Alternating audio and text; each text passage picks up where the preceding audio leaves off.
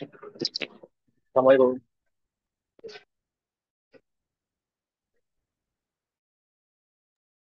Apa?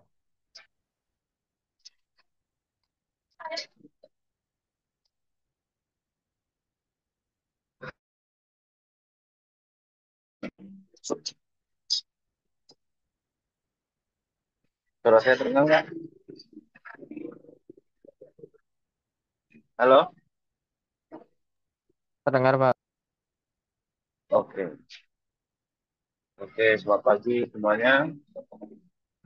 Eh, ini kalau di hari ini kita ada dua kali pertemuan, dua kelompok yang tampil. Berarti ini pertemuan terakhir dengan saya ya. Selanjutnya akan sama Ibu Fani dan Prof. Agung Dharma. Selanjutnya, berarti itu. Tapi nilai UTS-nya saya gabungkan di nilai, saya ambilnya dari nilai ini presentasi, tapi penambahannya nanti dari nilai tugas yang kalian bikin. Berarti deadline tugasnya adalah minggu depan ya. Oke, untuk sekarang itu yang tampil di awal kelompok 5 itu proses strategi. Oke, silakan kepada kelompok 5 untuk menyampaikan diskusinya.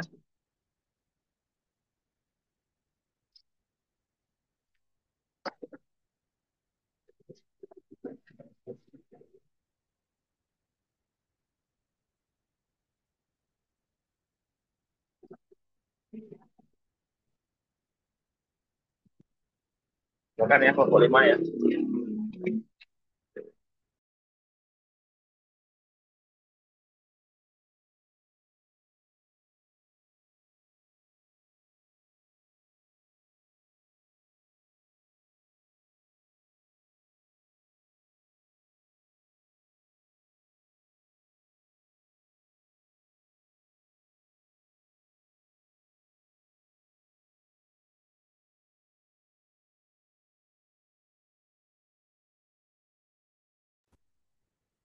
Baik, eh, saya izin memulai. Assalamualaikum warahmatullahi wabarakatuh. Pagi teman-teman semua. Em, Pada kesempatan kali ini izinkan kami dari kelompok 5 untuk mempresentasikan salah satu materi dari operasi manajemen, yaitu proses strategi. Boleh di next. Em, Anggota dari kelompok 5 terdiri dari 5 anggota. Eh, yang pertama ada saya sendiri, Bintang Muhammad Harsyah. Kemudian yang kedua ada Akhirul Ramadhanu, ada Muhammad Akil Azidiyah, Yahya Abdurrahman Adib, dan juga yang terakhir ada Fazal Hibatul Haqi. Baik, untuk materi awal untuk memulai presentasi, saya ingin menjelaskan terkait definisi awal tentang proses strategi.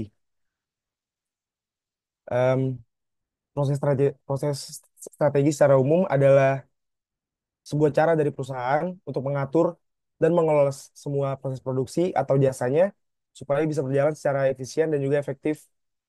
Jadi intinya adalah perusahaan harus memilih dan mengatur proses kerja yang paling cocok supaya produk atau layanan yang ditawarkan, yang dihasilkan bisa memenuhi kebutuhan dari semua target pasar dan juga semua kalangan pelanggan dengan biaya yang masuk akal dan kualitas yang juga tetap tetap terjaga.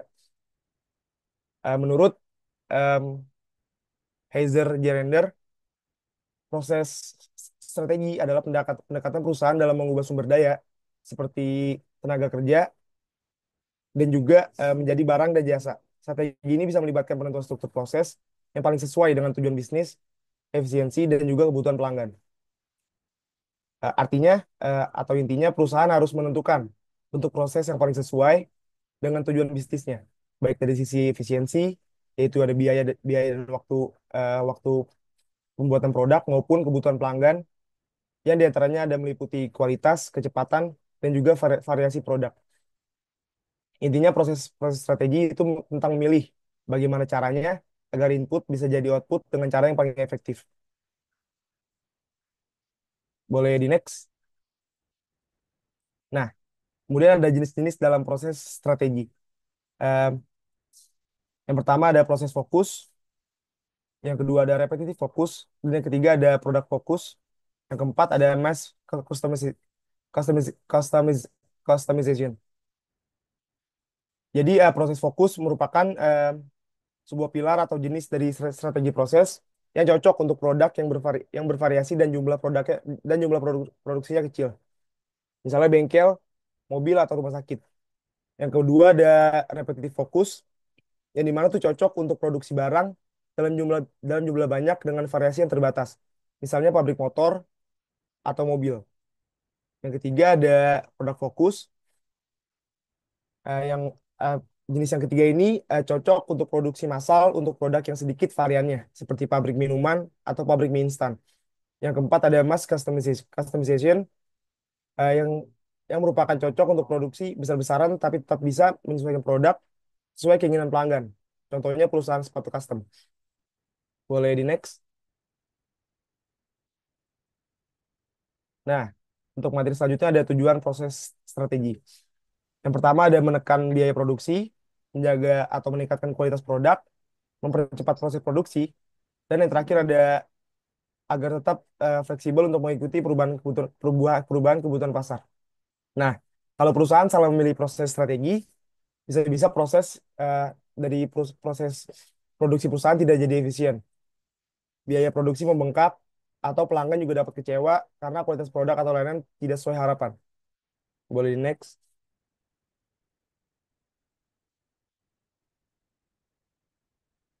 Oke, untuk materi selanjutnya akan disampaikan oleh rekan saya.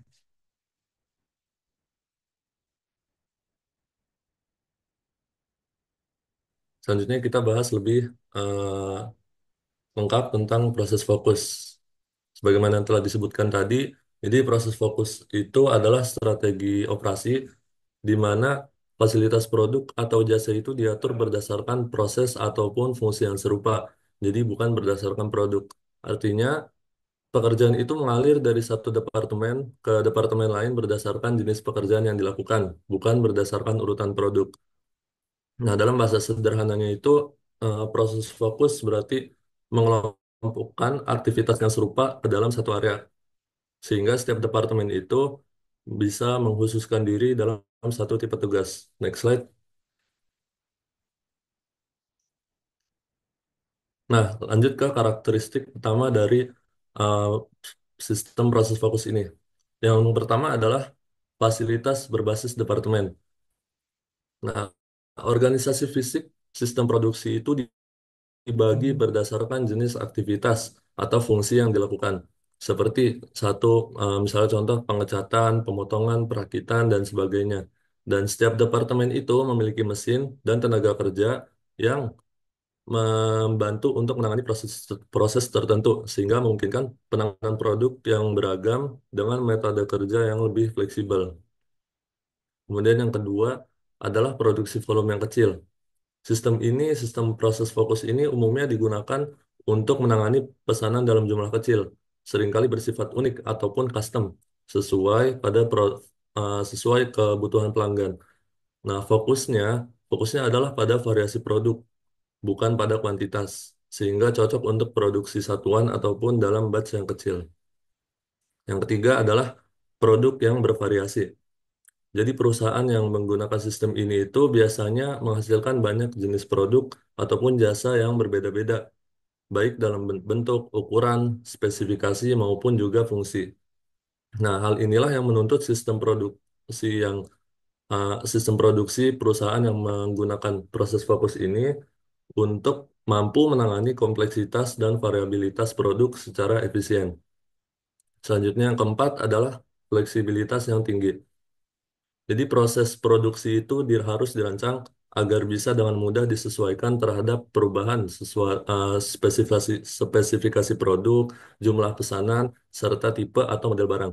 Fleksibilitas inilah yang bisa menjadi keunggulan utama dalam menghadapi permintaan pasar yang dinamis dan berubah-ubah. Selanjutnya yang kelima adalah tenaga kerja ahli. Jadi diperlukan juga oleh perusahaan yang menerapkan proses fokus ini untuk mendapatkan pekerja yang memiliki keterampilan tinggi Yang satu bisa mengoperasikan berbagai jenis mesin, kemudian juga membaca instruksi teknis, dan juga menyesuaikan metode kerja sesuai dengan karakteristik masing-masing produk. Nah, kemudian juga problem solving dan adaptasi itu sangat penting dalam sistem dalam perusahaan yang menerapkan sistem proses fokus ini. Selanjutnya yang keenam adalah layout kompleks. Jadi tata letak fasilitas itu nggak bisa mengikuti jalur produksi linear. Jadi ada alur yang rumit dan produk itu bisa berpindah dari satu departemen ke departemen lain secara tidak berurutan. Selanjutnya adalah waktu penyelesaian yang relatif lama. Karena proses produksi yang nggak standar dan banyak perubahan setup, serta serta ada kemungkinan untuk antrian di setiap departemen, maka secara nggak langsung waktu penyelesaian itu akan lebih lama. Next slide.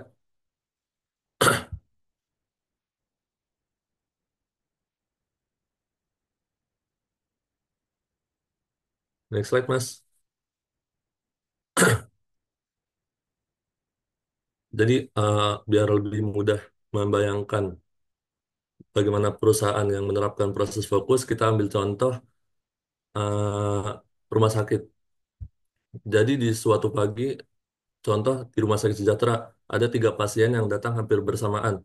Nah, pasien pertama ini Pak Budi. Dia datang karena rasa sakit di dada.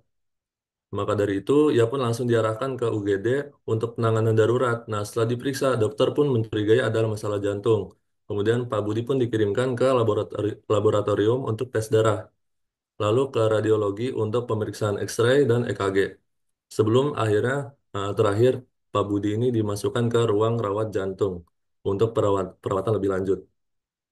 Nah, berbeda kasus dengan Ibu Sari. Jadi Ibu Sari ini seorang ibu muda datang mengeluh sakit perut. Setelah melewati pemeriksaan di poliklinik umum, dokter pun mengarahkan Ibu Sari untuk melakukan USG di radiologi. Setelah hasil keluar, ternyata ia hanya perlu tindakan kecil dan ia dijadwalkan masuk ke unit bedah minor. Nah, berbeda kasus juga dengan Tuan Rama yang datang hampir bersamaan dengan 2 orang tadi. Tuan Rama ini seorang pebisnis datang untuk check up tahunan. Ia pun langsung menuju laboratorium untuk tes darah, kemudian ke radiologi untuk ronsen dada, dan terakhir ke klinik spesialis untuk konsultasi akhir. Nah, inilah contoh nyata dari proses contoh nyata dari perusahaan yang menerapkan proses fokus.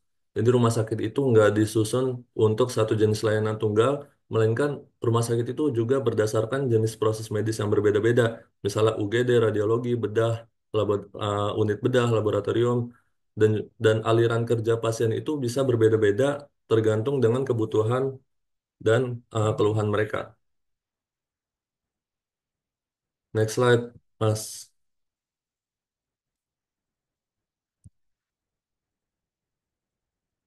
Kelebihan proses fokus selanjutnya adalah kelebihan proses fokus.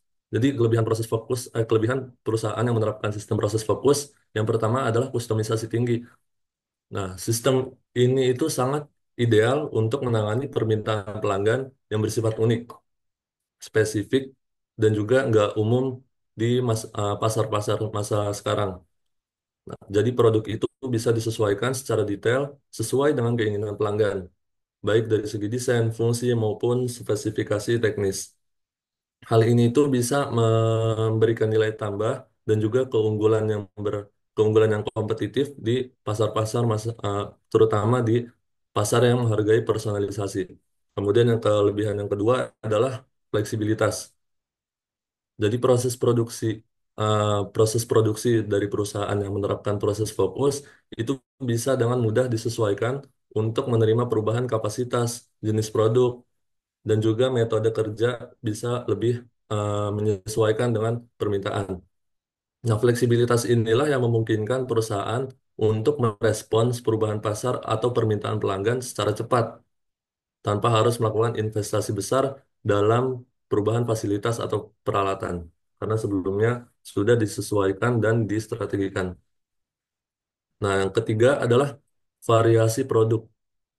Jadi sistem proses fokus ini memungkinkan perusahaan untuk memproduksi berbagai jenis produk atau melakukan layanan secara bersamaan tanpa mengganggu alur produksi secara keseluruhan.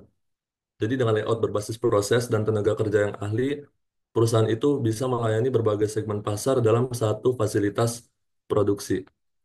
Dan yang keempat, kelebihan dari perusahaan yang menerapkan proses fokus adalah kualitas yang khusus. Nah, karena produk produk perusahaan yang menerapkan proses fokus itu umumnya dibuat dalam jumlah kecil dan dengan perhatian khusus terhadap detail. Jadi kontrol kualitas itu bisa dilakukan lebih individu. Nah, hal inilah yang memungkinkan produk yang diproduksi itu memiliki standar kualitas yang tinggi, yang mana kualitas tersebut sulit dicapai ya, oleh perusahaan yang menerapkan sistem produksi massal. Next slide, bisa next. Lanjut ke kekurangan perusahaan yang menerapkan proses fokus. Yang pertama adalah biaya produksi yang relatif tinggi. Karena sistem ini itu beroperasi dengan volume produksi kecil dan sering memerlukan perubahan setup setiap perbedaan produk. Biaya operasional pun secara nggak langsung pasti lebih tinggi. Proses setup yang memakan waktu dan juga penggunaan sumber daya yang nggak optimal itu bisa menyebabkan biaya per unit menjadi lebih mahal dibandingkan dengan perusahaan yang menerapkan sistem produksi massal. Kemudian yang kedua adalah waktu produksi yang relatif lama. Jadi produk kan nggak diproses secara langsung dan terus-menerus, melainkan harus melalui beberapa tahap departemen yang berbeda. Setiap tahap itu bisa berpotensi untuk mengalami penundaan karena antrian dan juga perpindahan antar departemen atau keterbatasan sumber daya juga mengakibatkan waktu penyelesaian atau lead time menjadi lebih lama. Kekurangan dari proses fokus juga. Yang ketiga adalah kesulitan pengelolaan. Karena alur proses yang nggak tetap dan cenderung berubah-ubah tergantung pada jenis produk, pengelolaan operasional itu menjadi lebih rumit dan lebih bisa menjadi tantangan pada perusahaan yang menerapkan proses fokus. Maka dari itu koordinasi antar departemen itu harus berjalan baik untuk menjaga kelancaran aliran kerja. Kemudian yang keempat adalah utilisasi mesin yang bisa dibilang lebih rendah dibandingkan perusahaan yang menerapkan sistem produksi produksi massal. Jadi mesin dan peralatan itu nggak selalu beroperasi secara maksimal karena seiring menunggu pekerjaan berikutnya atau harus ataupun bisa karena menyesuaikan kembali untuk jenis produk yang berbeda-beda. Hal ini menyebabkan tingkat pemanfaatan mesin pun menjadi lebih rendah yang berdampak pada efisiensi keseluruhan sistem produksi. Next slide.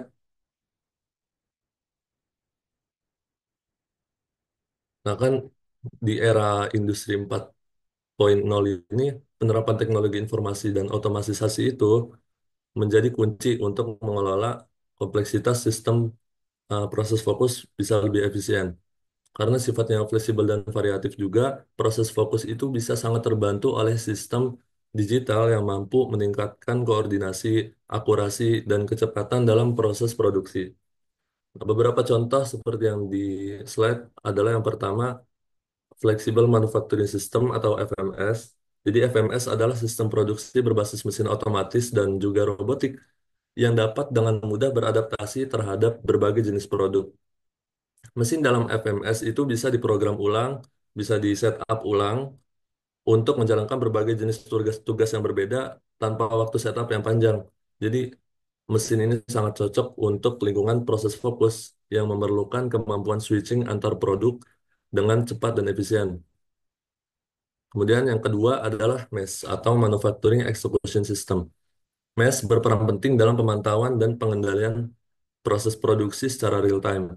Sistem ini juga memungkinkan perusahaan untuk melacak status pekerjaan di setiap tahap produksi, memantau kinerja mesin, serta bisa mengidentifikasi hambatan atau bottleneck dengan cepat. Nah, maka dari itu pengambilan keputusan pun bisa menjadi lebih responsif dan berbasis data aktual. Dan yang terakhir adalah ERP system atau Enterprise Resource Planning.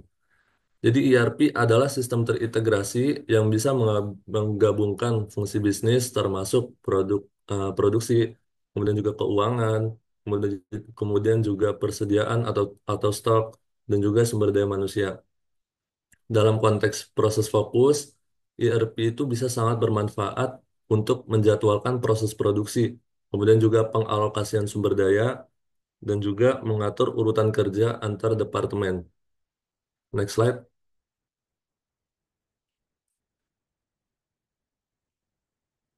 Selanjutnya adalah strategi manajerial untuk proses fokus. Kan dalam sistem produksi yang berfokus pada proses fokus itu, manajemen harus mampu mengatur operasi dengan efisien meskipun menghadapi kompleksitas yang tinggi, kemudian juga variasi produk yang besar, dan juga volume produksi yang lebih rendah. Oleh karena itu, strategi manajerial yang diterapkan itu harus menekankan pada beberapa aspek seperti yang pertama adalah scheduling efektif, yaitu penjadwalan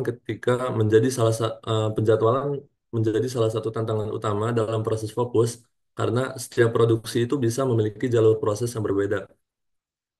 Nah, maka dari itu penjadwalan yang buruk itu bisa menyebabkan kemacetan, antrian, waktu tunggu yang lebih lama, dan konflik pemakaian sumber daya.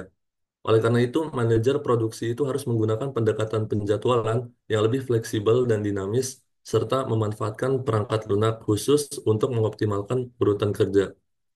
Kemudian yang kedua adalah pengelolaan antrian. Karena banyak produk atau jasa yang harus menggunakan fasilitas dan mesin yang sama, pengelolaan antrian itu sangat penting. Karena tanpa pengaturan yang baik, waktu tunggu bisa meningkat tajam, mengganggu aliran kerja, dan menyebabkan keterlambatan penyelesaian produksi. Kemudian yang ketiga adalah perencanaan kapasitas. Jadi produksi itu harus direncanakan secara fleksibel agar bisa menyesuaikan dengan fluktuasi permintaan yang seiring waktu itu meningkat.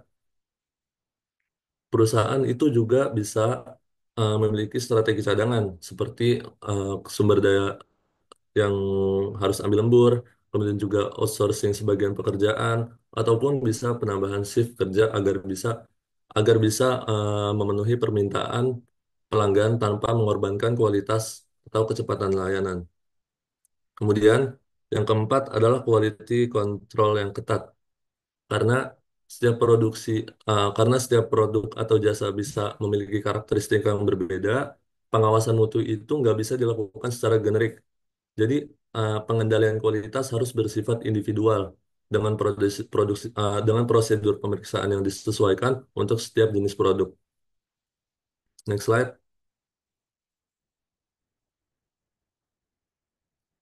Kapan penerapannya proses fokus pada perusahaan? Jadi sebelumnya proses fokus itu kan merupakan pendekatan produksi yang bisa dibilang paling tepat untuk digunakan dalam situasi di mana fleksibilitas dan adaptasi itu menjadi prioritas utama. Maka dari itu, beberapa kondisi seperti yang pertama ini, misalnya produksi atau jasa yang bersifat unik atau disesuaikan dengan kebutuhan pelanggan. Jadi jika organisasi itu seringkali menerima pesanan custom, maka proses fokus itu bisa memberikan fleksibilitas yang diperlukan untuk memenuhi permintaan tersebut secara efektif. Kemudian kondisi yang kedua, misalnya seperti permintaan yang nggak stabil atau bisa sangat bervariasi. Ketika pola permintaan pasar nggak bisa diprediksi atau berubah-ubah, sistem proses fokus itu mampu menyesuaikan produksi secara dinamis tanpa tergantung pada skala besar. Nah, hal inilah yang membuat proses fokus itu ideal untuk bisnis dengan siklus pesanan musiman atau proyek berbasis klien. Dan pada kondisi yang ketiga, misalnya contoh dibutuhkan keahlian khusus dalam setiap produksi atau jasa. Jadi jika proses produksi membutuhkan keterampilan atau teknik tertentu yang nggak bisa digeneralisasi oleh mayoritas orang, maka pendekatan berbasis proses adalah pilihan terbaik. Ini umum terjadi di industri seperti bengkel teknik, kemudian juga manufacturing peralatan medis, dan ataupun jasa konsultasi profesional. Kemudian yang keempat adalah kondisi di mana volume produksi rendah, tetapi margin keuntungan dijaga tetap tinggi. Jadi proses fokus itu sangat cocok untuk produk bernilai tinggi yang diproduksi dalam jumlah terbatas. Meskipun biaya per unit lebih tinggi, tapi margin keuntungan yang besar itu bisa menutupi biaya kos tersebut. Contohnya adalah industri perhiasan, kemudian juga pesanan industri berat custom, dan juga misalnya produk-produk seni ataupun desain eksklusif. Mungkin itu adalah penjelasan dari proses fokus pada strategi pada proses manajemen. Selanjutnya akan disampaikan oleh rekan saya.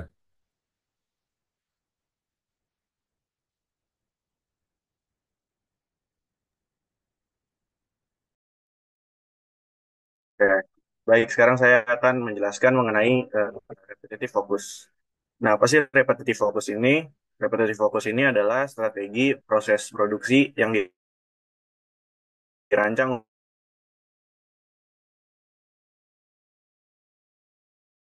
untuk menyeimbangkan efisiensi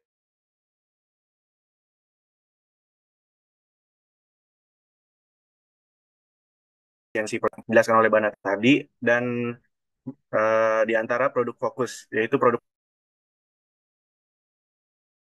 massal dengan variasi minimal tetapi efisiensinya maksimal. Yang misalnya pabrik otomotif seperti Honda tidak hanya memproduksi satu jenis mobil saja secara massal atau seperti produk fokus, tetapi juga tidak membuat mobil yang sebetulnya custom seperti bengkel khusus yang akan dijelaskan di teori proses fokus.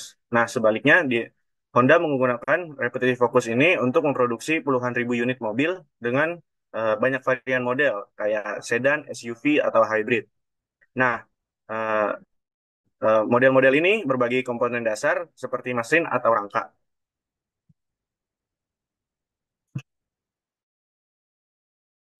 Nah, posisi ini tuh membuat perusahaan mengurangi biaya melalui produksi massal komponen standar karena dari model-model tersebut memiliki komponen yang sama, sambil tetap memenuhi permintaan pasar akan pilihan fitur atau desainnya tertentu. Nah, industri yang cocok untuk strategi ini biasanya memiliki permintaan yang stabil dengan kebutuhan untuk diferensiasi produk seperti elektronik, peralatan rumah tangga, dan juga atau alat berat. Next.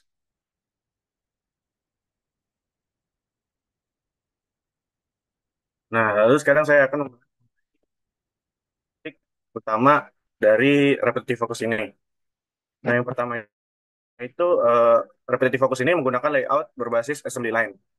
Nah, repetitive focus mengandalkan tata letak produksi berbasis assembly line atau jalur perakitan, di mana produk ini bergerak secara berurutan melalui serangkaian stasiun kerja yang terspesialisasi. Nah, setiap stasiun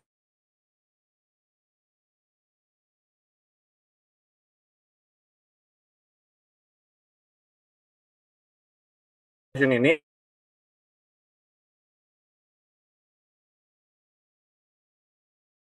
stasiun kamera dan juga stasiun kerja baterai. Lalu casing itu bakal ada di tahap akhir. Nah, sistem ini tuh bisa meminimalkan waktu tunggu dan pergerakan bahan baku yang tidak perlu. Sehingga ini bisa mempercepat waktu produksi. Namun jalur perakitan ini tidak seketat pabrik yang ada di perusahaan produk fokus seperti pabrik kertas karena memungkinkan penyesuaian minor pada produk di titik-titik tertentu seperti bisa memilih warna casing atau kapasitas baterai.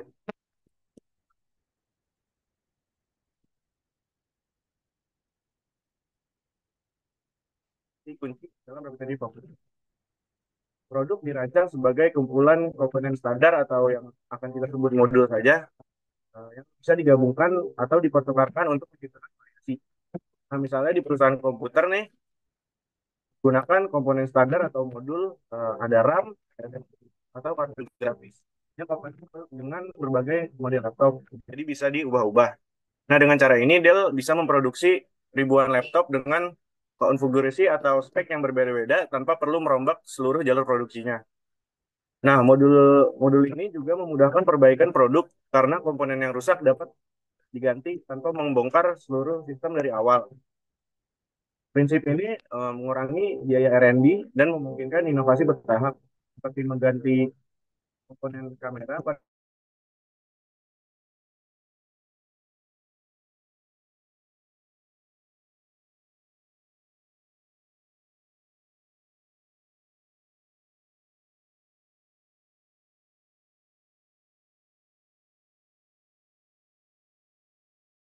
Ya, contoh misal di pabrik mobil seperti Toyota, langkah-langkah seperti pengelasan rangka mobil atau instalasi transmisi itu dilakukan dengan prosedur yang sama untuk semua model.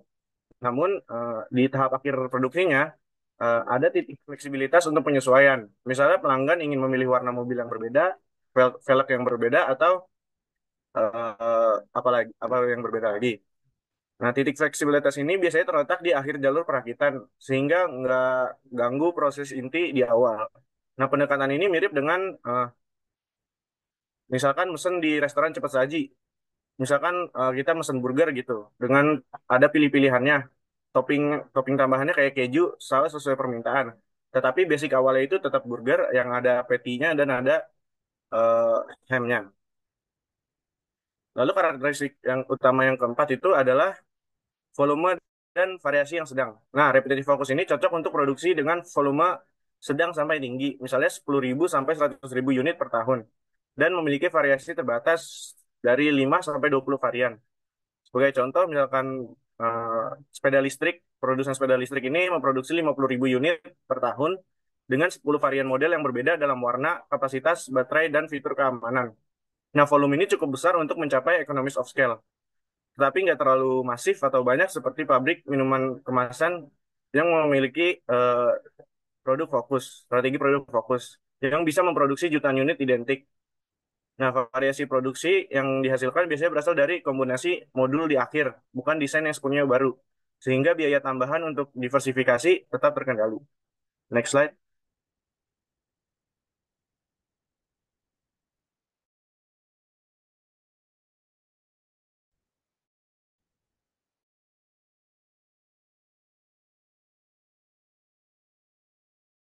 Ini ada economies of scale. Dengan memproduksi komponen standar, perusahaan itu bisa menekan biaya per unit. Misalnya produsen televisi seperti LG memproduksi panel layar OLED dalam skala besar untuk berbagai model TV, seperti 55 inch, 65, atau 75 inch.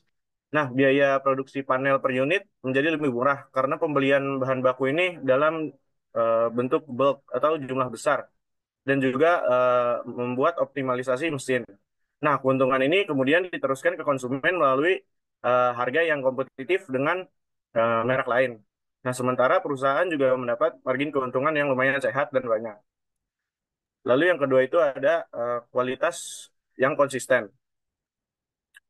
Proses terstandarisasi dan penggunaan teknologi otomasi ini, misalkan seperti robot pengalas di pabrik mobil, memastikan produk memiliki kualitas yang seragam dan sama. Di pabrik Coca-Cola, meskipun ada beberapa varian rasa seperti Coke Zero atau Diet Coke, proses sterilisasi dan pengemasan dilakukan dengan standar yang sama untuk menghindari kontaminasi atau kesalahan label. Nah, konsistensi ini membangun kepercayaan pelanggan dan mengurangi biaya perbaikan atau pengembalian yang produk yang cacat. Lalu yang ketiga itu ada waktu produksi yang lebih cepat. Jalur perakitan yang terorganisir atau assembly line dan alur kerja yang terprediksi ini memangkas waktu produksi. Misalkan di pabrik pesawat Boeing, komponen komponen sayap atau badan pesawat itu diproduksi secara paralel di jalur terpisah, lalu dirakit di stasiun akhir. Nah, sistem ini mengurangi bottleneck atau kemacetan produksi dibandingkan dengan eh, menggunakan strategi proses fokus, di mana setiap produk dibuat dari awal secara individual. Lalu yang keempat itu ada customization terbatas. Nah, ini bisa penggunaan atau kekurangannya. Nah, repetitive focus ini memungkinkan personalisasi produk tanpa mengorbankan efisiensi. Contoh, misalkan beli furnitur di IKEA. Nah, IKEA ini menawarkan lemari dengan pilihan pintu, warna, dan rak tambahan. Nah, pelanggan pelanggan atau kita bisa merancang lemari sesuai kebutuhan, tetapi struktur awalnya itu tetap sama. Sehingga IKEA ini nggak perlu buat desain baru dari nol, tapi cuma ganti warna atau pilihan-pilihan lainnya. Nah, fleksibilitas ini membantu perusahaan IKEA menjangkau segmen pasar yang menginginkan produk yang berbeda dari yang lain atau unik, tanpa biaya premium seperti pada kostumisasi yang penuh. Next. Lalu saya akan menjelaskan untuk yang terakhir, tantangan dari repetitive focus.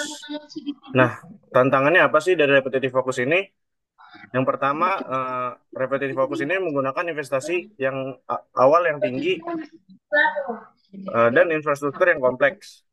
Membangun sistem produksi berbasis repetitive focus memerlukan biaya awal yang sangat besar. Perusahaan itu harus menginvestasikan dana signifikan untuk merancang jalur perakitan modular, membeli mesin khusus, dan adopsi juga teknologi otomasi. Misalkan pabrik Tesla di Berlin menghabiskan miliaran euro untuk robot yang canggih yang dapat beralih antara ke model Y dan model 3.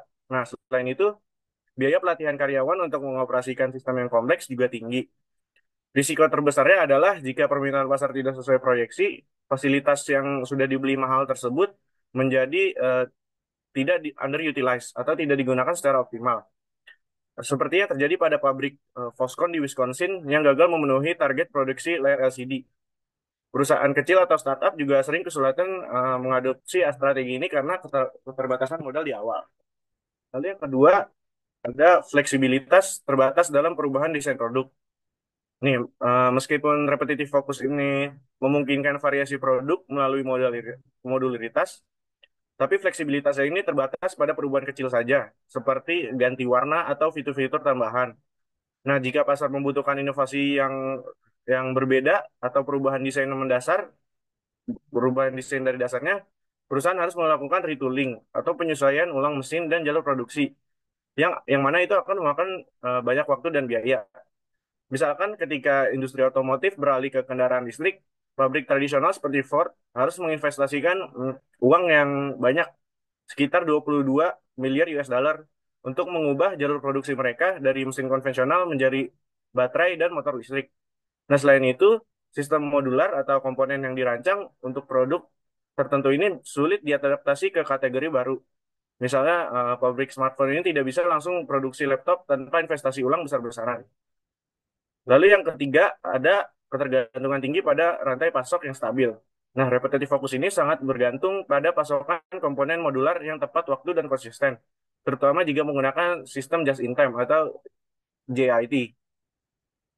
Nah, gangguan kecil di rantai pasok ini bisa menghentikan seluruh produksi. Contohnya adalah saat COVID ada krisis chip global di 2021 sampai 2023.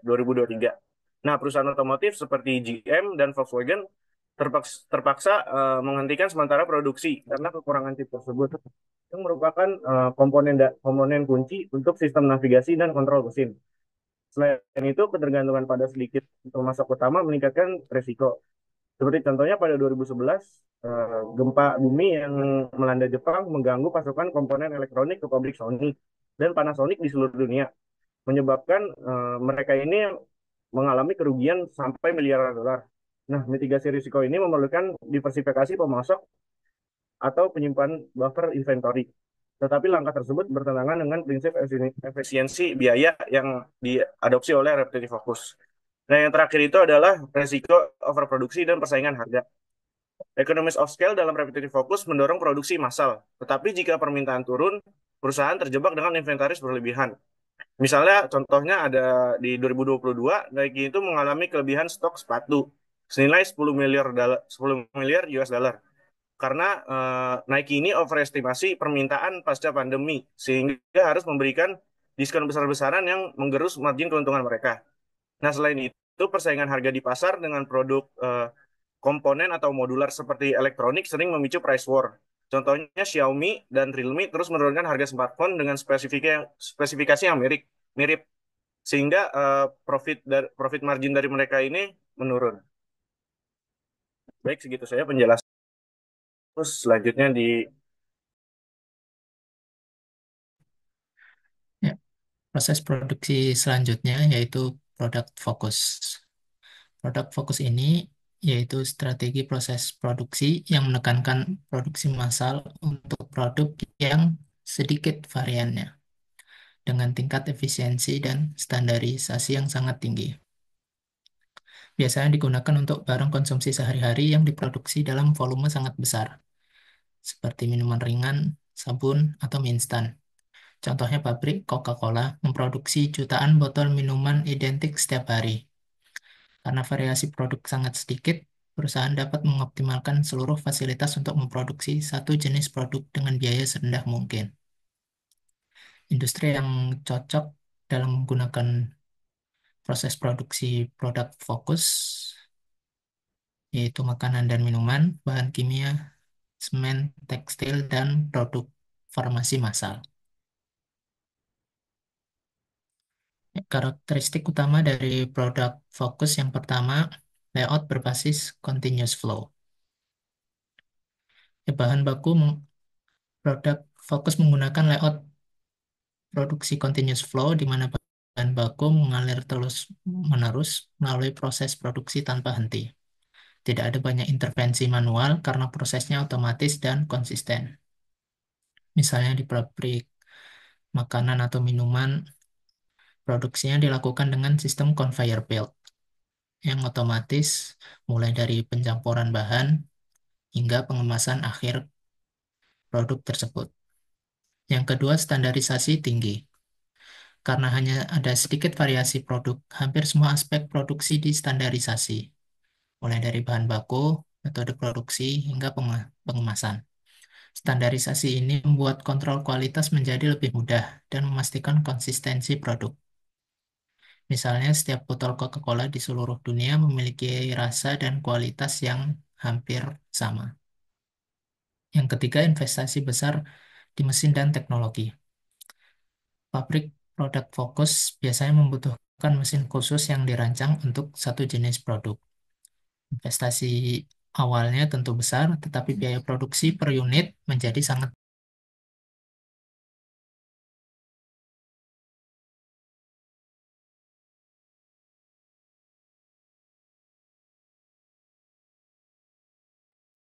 eh, yang keempat yaitu volume produksi sangat tinggi, variasi sangat rendah. Fokus utamanya adalah produksi dalam skala besar dengan sedikit atau tanpa variasi sama sekali. Misalnya, pabrik semen memproduksi jenis semen yang sama dalam jumlah besar tanpa opsi kustomisasi. Ya, keunggulan berikut ada keunggulan dari sistem produksi produk fokus. Yang pertama, biaya produksi sangat rendah. Produksi skala besar memungkinkan tercapainya economies of scale yang maksimum. Semakin banyak unit yang diproduksi, semakin rendah biaya rata-rata per unit, sehingga meningkatkan margin keuntungan. Kedua, kualitas konsisten. Dengan proses yang sangat otomatis dan distandarisasi, kualitas produk tetap seragam, tetap sama. Ini meningkatkan kepuasan pelanggan dan mengurangi biaya pengembalian produk cacat. Yang ketiga yaitu kecepatan produksi tinggi. Sistem continuous flow memungkinkan produksi dalam jumlah besar dalam waktu singkat. Cocok untuk memenuhi permintaan pasar massal seperti kebutuhan bahan pokok. Yang keempat, minim kebutuhan tenaga kerja manual. Karena tingkat otomasi yang tinggi, jumlah tenaga kerja manusia yang dibutuhkan untuk produksi inti relatif sedikit, sehingga mengurangi biaya operasional pabrik dalam jangka panjang. Nah, berikut adalah tantangan produk fokus. Yang pertama, kurangnya fleksibilitas. Jika ada perubahan permintaan pasar atau kebutuhan untuk memproduksi variasi produk baru, pabrik produk fokus sulit beradaptasi karena mesin dan layout produksinya sudah dioptimalkan untuk satu produk. Yang kedua, resiko tinggi jika permintaan menurun. Karena investasi awal sangat besar dan biaya tetap tinggi, penurunan permintaan pasar bisa menyebabkan kerugian besar. Misalnya saat permintaan produk tertentu turun drastis. Pabrik tetap harus menanggung biaya operasional besar meskipun produksi dikurangi. Yang ketiga yaitu ketergantungan pada volume produksi yang tinggi. Keberhasilan strategi produksi dari produk fokus ini bergantung pada konsistensi permintaan pasar dalam jumlah besar.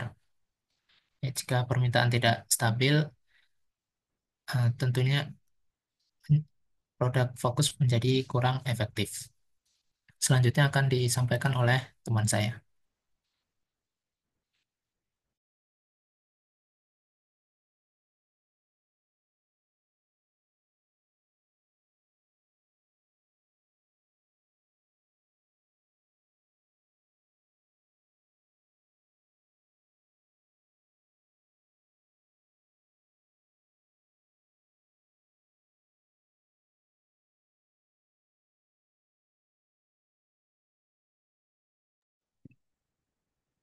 Baik, apakah suara saya terdengar?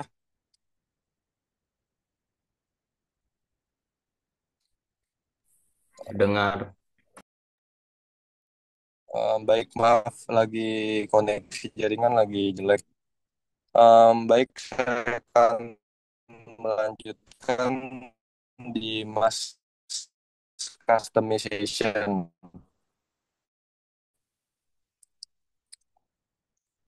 Nah, jadi mass customization itu adalah strategi produksi dan bisnis di mana perusahaan itu membuat produk atau layanan yang disesuaikan dengan kebutuhan atau keinginan individu layaknya produksi massal. Jadi dengan kata lain itu customization itu menggabungkan keunggulannya satunya itu ada produksi massal yaitu biaya rendah, efisiensi tinggi dan ada customisasi personalized untuk masing-masing pelanggan.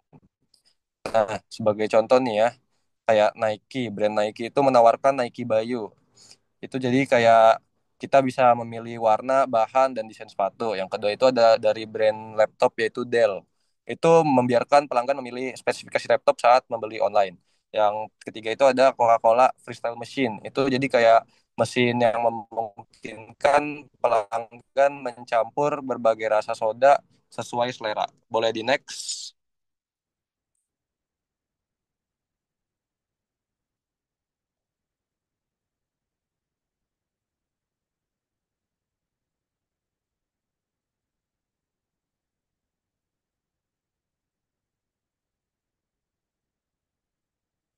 Baik, jadi sekarang ini ada 4 bentuk umum customization.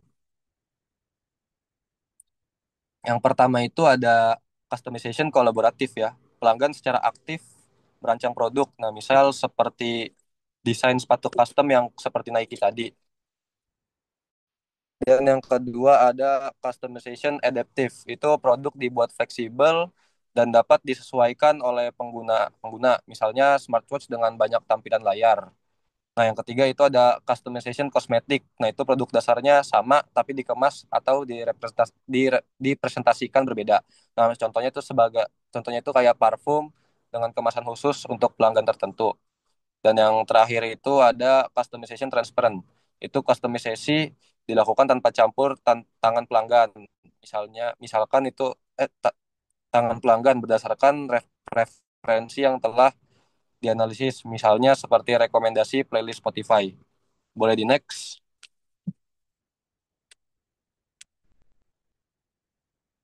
Baik, selanjutnya akan dilanjutkan oleh rekan saya.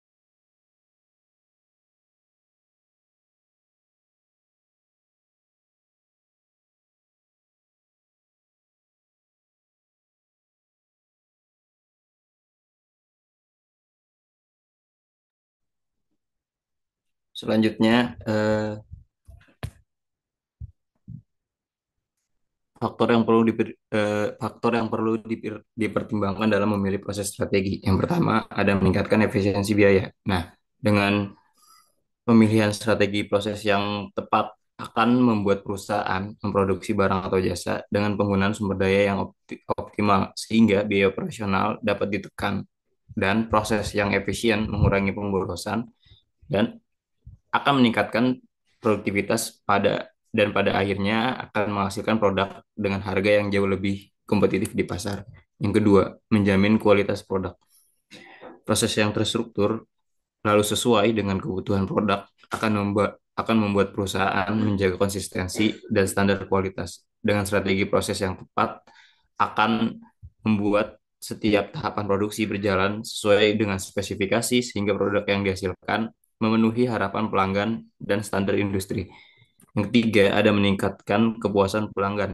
Dengan proses yang efektif serta efisien memungkinkan perusahaan memenuhi permintaan pelanggan secara tepat waktu dan sesuai dengan spesifikasi.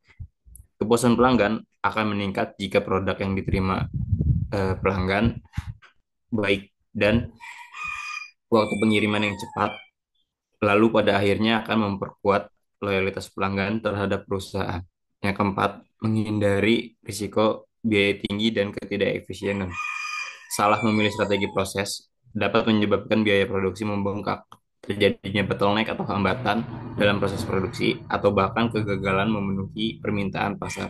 Hal ini bisa berdampak buruk pada penurunan daya saing perusahaan di pasar. Next. faktor yang perlu dipertimbangkan. Yang pertama, karakteristik produk atau jasa. Apakah produk memerlukan kustomisasi tinggi atau produk massal? Nah, produk dengan variasi tinggi dan volume yang rendah biasanya memerlukan proses yang fleksibel atau proses fokus. Sedangkan produk dengan variasi rendah dan volume tinggi cocok untuk proses berorientasi produk atau produk fokus atau kostumisasi massal atau mass customization.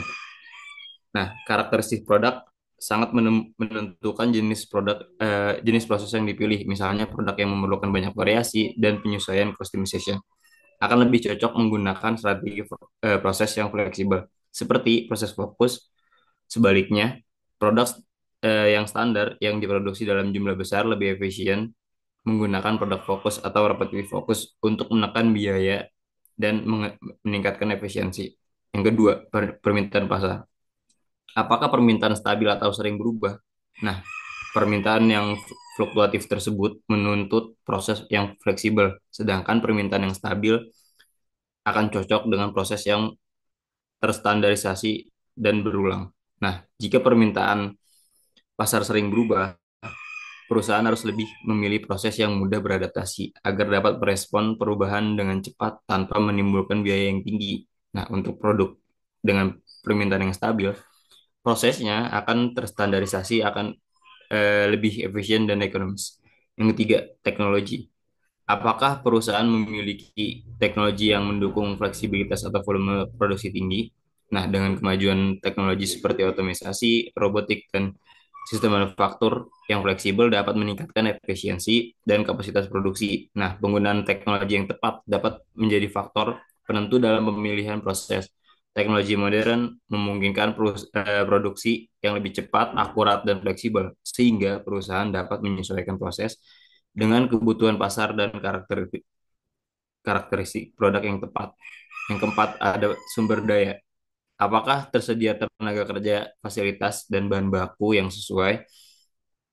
Sumber daya yang dimiliki perusahaan seperti tenaga kerja yang terampil, lalu ada mesin dan fasilitas produksi harus mendukung strategi proses yang dipilih. Jika sumber daya terbatas, maka perusahaan harus menyesuaikan proses agar tetap efisien dan tidak menimbulkan bottleneck atau pemborosan. Next.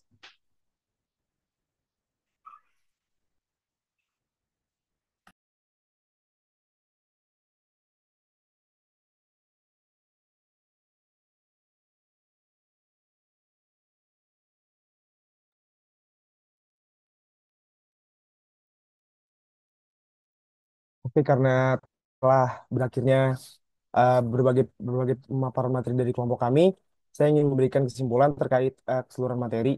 Jadi, pemilihan proses strategi yang tepat merupakan sebuah keputusan penting dan strategis yang dapat berdampak jangka panjang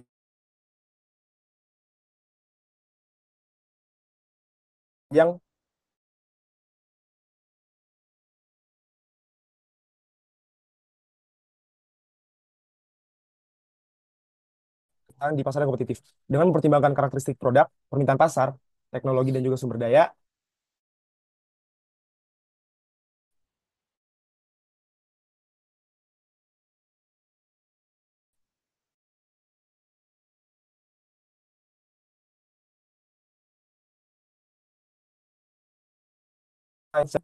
dalam dunia produksi barang dan jasa. Setiap jenis kategori fokus dan dan tantangan tersendiri yang harus disesuaikan dengan kebutuhan organisasi dan juga perusahaan. Karakter karakteristik produk dan juga permintaan pasar.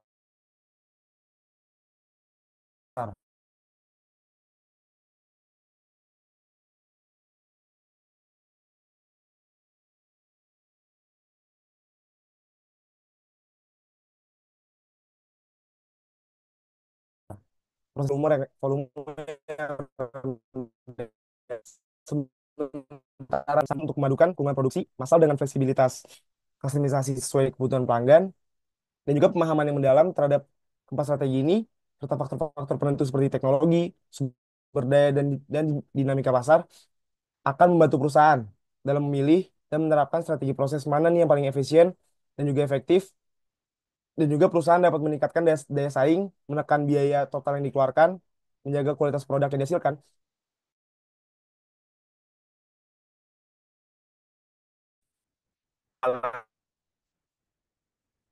Oke, karena telah berakhirnya pemaparan dari kelompok kami, terima kasih atas perhatiannya. Jika teman-teman ada pertanyaan, dipersilakan untuk present terlebih dahulu.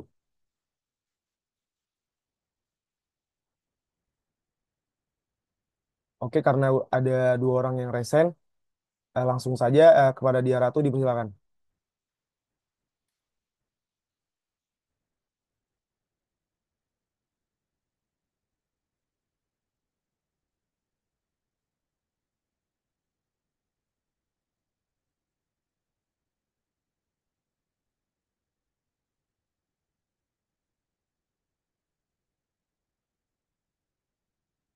Boleh buat Bu Dia Ratu dipersilakan untuk eh, on mic buat mengajukan pertanyaan yang ingin disampaikan. Terima kasih kelompok 5 atas presentasinya. Tadi udah cukup jelas. Eh, nah, jadi kan beberapa organisasi itu kan sekarang ini masih tetap mempertahankan yang namanya strategi proses fokus ya. Apalagi itu kan untuk memberikan layanan yang lebih personal gitu, sama fleksibel. Nah, namun di era digital yang saat ini gitu, yang menuntut sama kecepatan, sama kenyamanan yang instan. Nah, itu preferensi pelanggan itu mulai bergeser tuh ke arah personalisasi, efisiensi waktu gitu. Nah, pertanyaannya itu, apakah fokus pada kustomisasi membuat perusahaan itu bisa gagal gitu membaca perubahan ekspektasi pasar yang saat ini nih menekan yang namanya efisiensi waktu sama kemudahan akses. Terima kasih kamu Prima. Oke, thank you Ratu buat pertanyaannya. Boleh pertanyaan yang kedua kepada Mas Anang dipersilakan. Oke, terima kasih kelompok 5. Saya mau nanya, tadi dijelasin kalau misalkan otomatisasi itu kan meningkatin konsistensi kualitas dan juga ngurangin ketergantungan pada tenaga kerja. Nah, kira-kira gimana nih biar perusahaan itu bisa memitigasi resiko over automation yang justru meningkatkan biaya perawatan, terus juga bisa mengurangi kemampuan adaptasi. Itu aja kelompok 5. Oke, makasih Anang buat pertanyaannya. Mungkin berikan sedikit waktu eh, buat kelompok kami berdiskusi untuk menjawab kedua pertanyaan tersebut.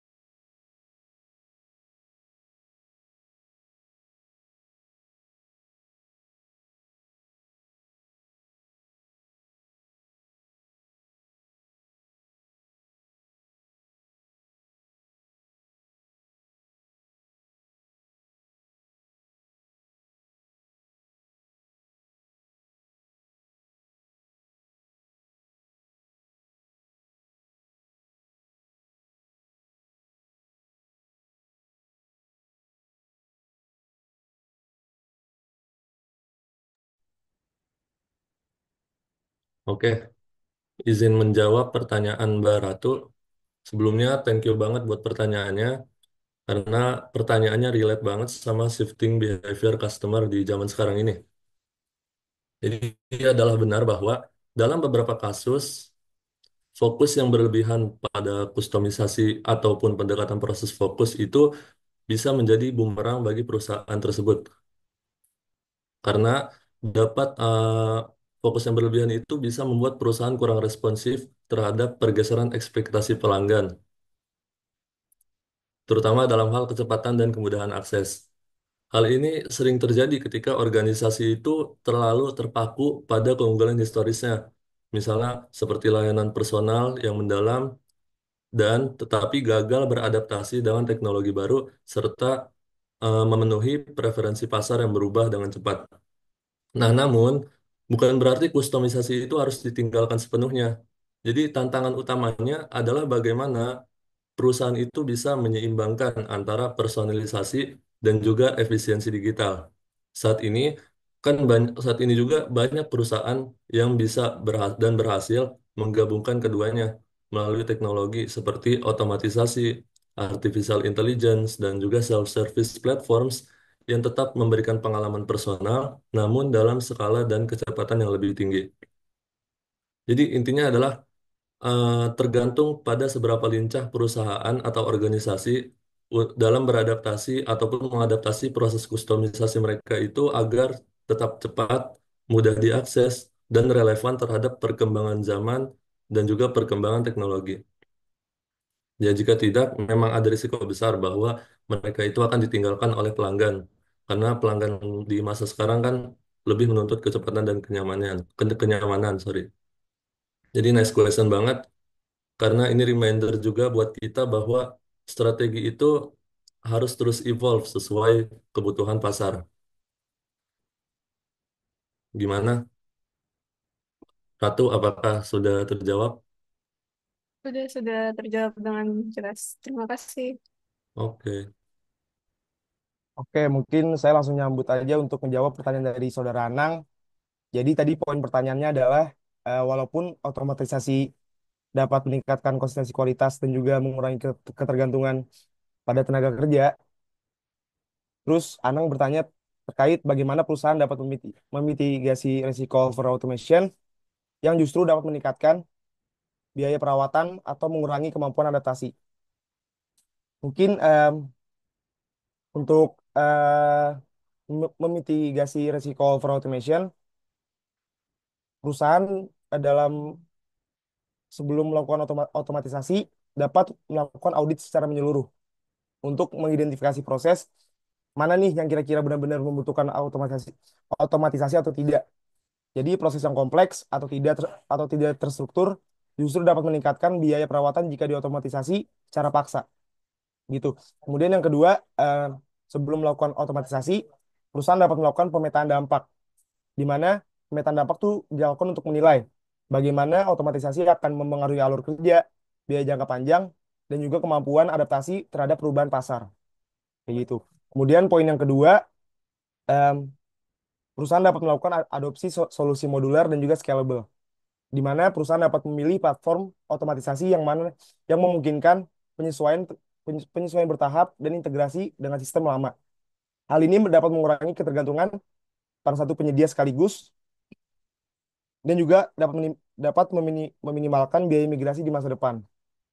Kemudian cara yang ketiga, perusahaan dapat melakukan hybrid automation model, yang di mana perusahaan dapat mempertahankan campuran campuran antara otomatisasi dan juga intervensi manusia dalam dalam melakukan proses ini. Misalnya, perusahaan dapat menggunakan chatbot untuk pelayanan pelanggan, tapi juga menyediakan jalur eskalisasi ke staf manusia untuk kasus yang kompleks. Jadi itu nggak semuanya dialihkan ke proses otomasi, jadi tetap mempertahankan intervensi manusia di dalamnya. Seperti itu. Kemudian, perusahaan juga dapat menerapkan sistem pemantauan real time untuk mendeteksi anomali atau juga ketidakefisienan yang muncul dari proses otomatisasi. Yang dimana hal ini dapat memungkinkan respon yang cepat sebelum biaya total yang dikeluarkan dapat meningkat. Kemudian poin yang Empat atau terakhir, perusahaan dapat melakukan manajemen risiko yang proaktif, yang dimana perusahaan dapat menggunakan alat seperti automate risk reporting untuk memprediksi biaya perawatan dan juga potensi bottleneck sebelum melakukan implementasi di pasar.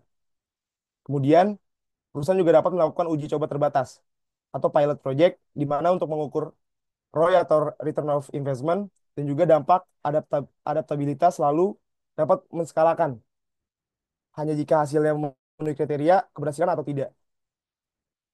Nah, dengan menggabungkan prinsip otomatisasi selektif dan juga mempertahankan kapasitas manusia untuk pengambilan keputusan strategis, perusahaan dapat menghindari jebakan over automation sambil mempertahankan daya saingnya di pasar. Seperti itu. Seperti itu, Anang. Apakah sudah cukup menjawab? Sudah cukup Mas William, terima kasih. Baik, makasih juga Mas Anang. Oke, mungkin karena telah berakhirnya pemaparan presentasi dan juga sesi tanya jawab dari kelompok kami, jika ada kesalahan kata dan ketidaksempurnaan dari kelompok kami mohon maaf karena kesempurnaan hanya milik Allah Subhanahu wa taala. Terima kasih perhatiannya. Wassalamualaikum warahmatullahi wabarakatuh. Oke, terima kasih kepada kelompok 5 yang telah mendiskusikan diskusinya. Mungkin lanjut aja ya kelompok 6. Mohon maaf, ini jaringan saya kurang bagus. Oke, silakan ke kelompok 6.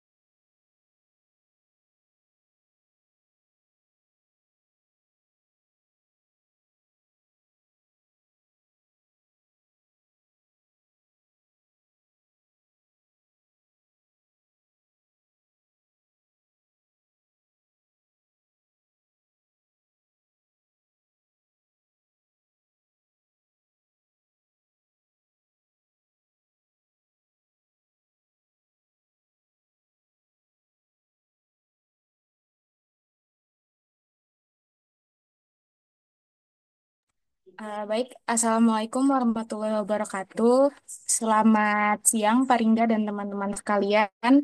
Kami dari kelompok 6 izin mempresentasikan hasil diskusi kami terkait location strategis. Boleh di next.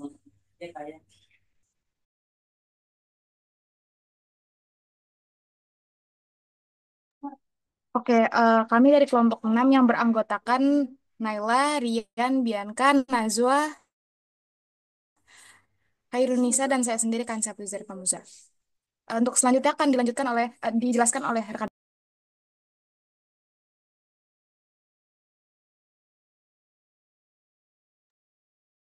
Apakah saya terdengar? Dengar. Oke. Yang pertama ada pengertian strategi lokasi dalam konteks manajemen operasi. Strategi lokasi dalam konteks manajemen operasi adalah salah satu keputusan strategis terpenting yang dibuat oleh banyak perusahaan. Hal ini mempengaruhi biaya tetap dan variabel, serta keseluruhan risiko dan keuntungan perusahaan, dengan tujuan untuk memaksimalkan manfaat lokasi bagi perusahaan-perusahaan. Slide.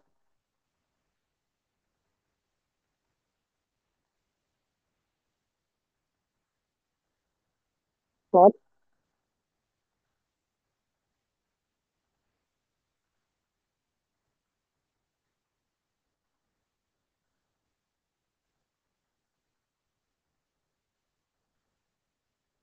Boleh dilanjut. Yang kedua ada tujuan utama dari pemilihan lokasi yang tepat. Tujuan utama dari strategi lokasi adalah untuk memaksimalkan keuntungan lokasi bagi perusahaan. Pemilihan lokasi yang tepat sangat penting karena dapat mempengaruhi biaya operasional, produktivitas, dan kepuasan pelanggan. Next.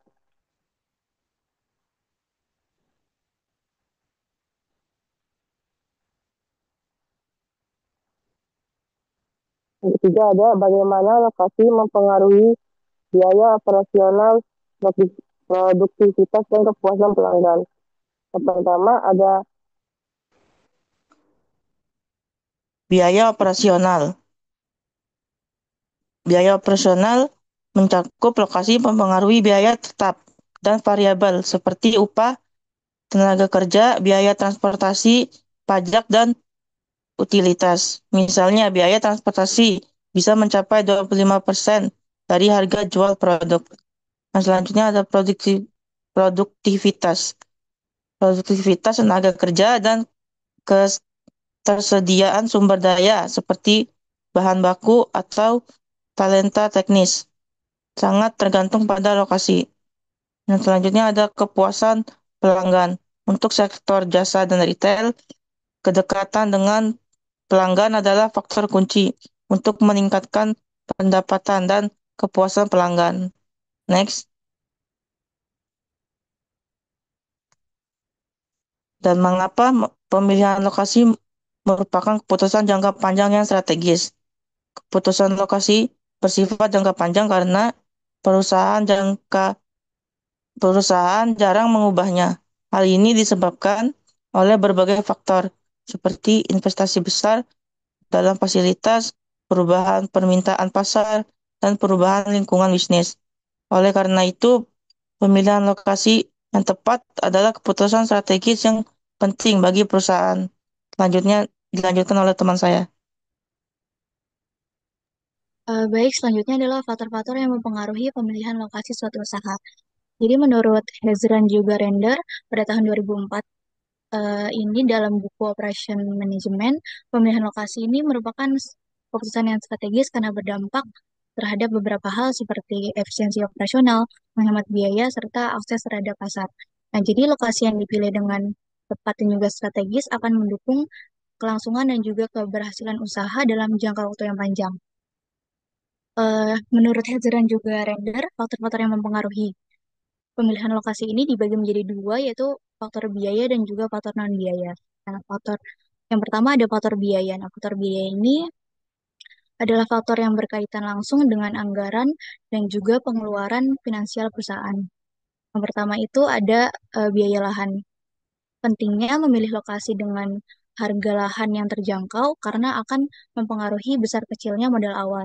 Pertama, modal awal yang dibutuhkan perusahaan untuk membangun fasilitas usaha.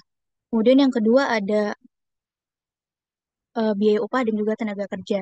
Nah, pentingnya lokasi dengan biaya tenaga kerja yang tidak terlalu tinggi, namun memiliki sumber daya manusia yang produktif itu sangat diincar oleh perusahaan. Di mana eh, ini membantu perusahaan itu menghemat biaya gaji, namun juga mempertahankan kualitas dan juga efisiensi kerja dari karyawannya. Contohnya, industri perakitan elektronik ini memilih lokasi di negara ataupun daerah yang memiliki standar upah yang wajar dan juga tidak terlalu tinggi agar bisa menekan biaya produksi. Lalu yang ketiga ada pajak dan juga insentif pemerintah. Pentingnya beberapa wilayah menawarkan insentif berupa potongan pajak, subsidi, dan juga bantuan dana untuk menarik investor dan juga pelaku bisnis. Jadi, lokasi seperti ini itu sangat menguntungkan bagi perusahaan karena bisa mengurangi biaya awal dan juga operasional. Contohnya, usaha di sektor industri berat itu sering memilih kawasan industri yang menawarkan keringanan pajak agar bisa menekan biaya dari pembangunan. Lalu kemudian yang keempat ada biaya transportasi dan juga infrastruktur. Pentingnya lokasi yang strategis dan memiliki akses transportasi dan juga infrastruktur yang baik, ini dapat menekankan biaya pengiriman bahan baku maupun distribusi produk ke pasar. Contohnya, usaha ekspor dan impor dan juga industri besar itu biasanya memilih lokasi dengan pelabuhan ataupun terminal kargo untuk memudahkan pengiriman barang. Boleh slide selanjutnya? Nah, selain dari faktor-faktor biaya, terdapat juga faktor lainnya, yaitu faktor non-biaya. Nah, bedanya dengan faktor biaya ini tidak secara langsung menimbulkan pengeluaran ataupun anggaran, namun berperan penting dalam mempengaruhi hal-hal seperti kelancaran aktivitas operasional, keberlangsungan tenaga kerja, dan juga reputasi perusahaan. Nah, faktor-faktor non-biaya ini diantaranya yang pertama ada kedekatan dengan pasar konsumen dan juga pemasok. Pentingnya lokasi yang dekat dengan konsumen dan juga pemasok membuat proses distribusi ini berjalan tuh lebih efisien, juga menghemat waktu pengiriman serta mempermudah pengelolaan pasokan bahan baku, terutama untuk bisnis-bisnis dengan kebutuhan suplai cepat seperti restoran makanan cepat saji ataupun retail. Contohnya usaha restoran cepat saji atau minimarket ini cenderung memilih lokasi di pusat keramaian agar mudah dijangkau pelanggan dan juga meningkatkan potensi penjualan. Lalu yang kedua ada ketersediaan dan kualitas infrastruktur. Pentingnya infrastruktur seperti jalan, pelabuhan, jaringan internet yang baik, dan juga listrik itu sangat mendukung kelancaran operasional suatu perusahaan. Jadi dengan lokasi serta infrastruktur yang memadai, ini tentunya akan memudahkan aktivitas produksi dan juga distribusi yang berjalan tanpa adanya hambatan. Contohnya, usaha logistik ataupun perdagangan online biasanya memilih lokasi gudang yang dekat dengan akses tol. Hal ini adalah untuk mempercepat distribusi dan juga pengiriman. Lalu yang ketiga ada ketersediaan tenaga kerja yang kompeten. Pentingnya lokasi yang memiliki sumber daya manusia dengan keterampilan yang sesuai dengan kebutuhan dari perusahaan itu dapat meningkatkan produktivitas dan juga efisiensi kerja. Nah, hal ini juga penting karena perusahaan itu bisa bergantung pada keahlian dan juga profesional tertentu. Contohnya, perusahaan teknologi sering memilih kota-kota yang memiliki banyak lulusan IT agar lebih mudah dalam proses rekrutmen. Lalu kemudian yang keempat ada stabilitas politik dan juga regulasi hukum. Pentingnya lokasi dengan kondisi politik yang stabil dan juga sistem hukum yang jelas itu akan memberikan jaminan keamanan dan keberlanjutan bisnis dalam jangka panjang. Nah, lingkungan ini juga akan mendukung kepastian dalam pengambilan keputusan bisnis. Contohnya, usaha-usaha di sektor keuangan seperti perbankan dan juga asuransi yang memilih lokasi di negara-negara dengan hukum yang kuat dan juga kebijakan yang konsisten. Nah, ini tuh agar operasional dan juga transaksinya itu dapat berjalan dengan aman dan juga terlindungi. Kemudian yang kelima, ada kualitas hidup dan juga citra perusahaan. Pentingnya lokasi yang menawarkan lingkungan hidup yang baik, seperti akses untuk pendidikan, kesehatan, dan juga keamanan, akan menarik karyawan yang berkualitas dan juga menciptakan citra perusahaan yang positif. Nah, di mana hal ini juga berdampak pada loyalitas dan juga kepuasan kerja dari karyawan. Contohnya seperti usaha kreatif, teknologi, dan profesional itu sering memilih kota dengan kualitas hidup yang tinggi agar karyawannya ini bisa merasa nyaman dan juga lebih termotivasi. Nah, dengan mempertimbangkan faktor-faktor tadi seperti faktor biaya dan juga non-biaya, perusahaan ini bisa memilih lokasi itu eh, untuk mendukung operasional, menghemat pengeluaran, dan juga meningkatkan pelayanan. Nah, lokasi yang tepat ini akan membantu bisnis ataupun usaha itu bisa berjalan lebih lancar dan juga berkembang lebih baik ke depannya. Boleh next, selanjutnya akan disampaikan oleh rekan saya.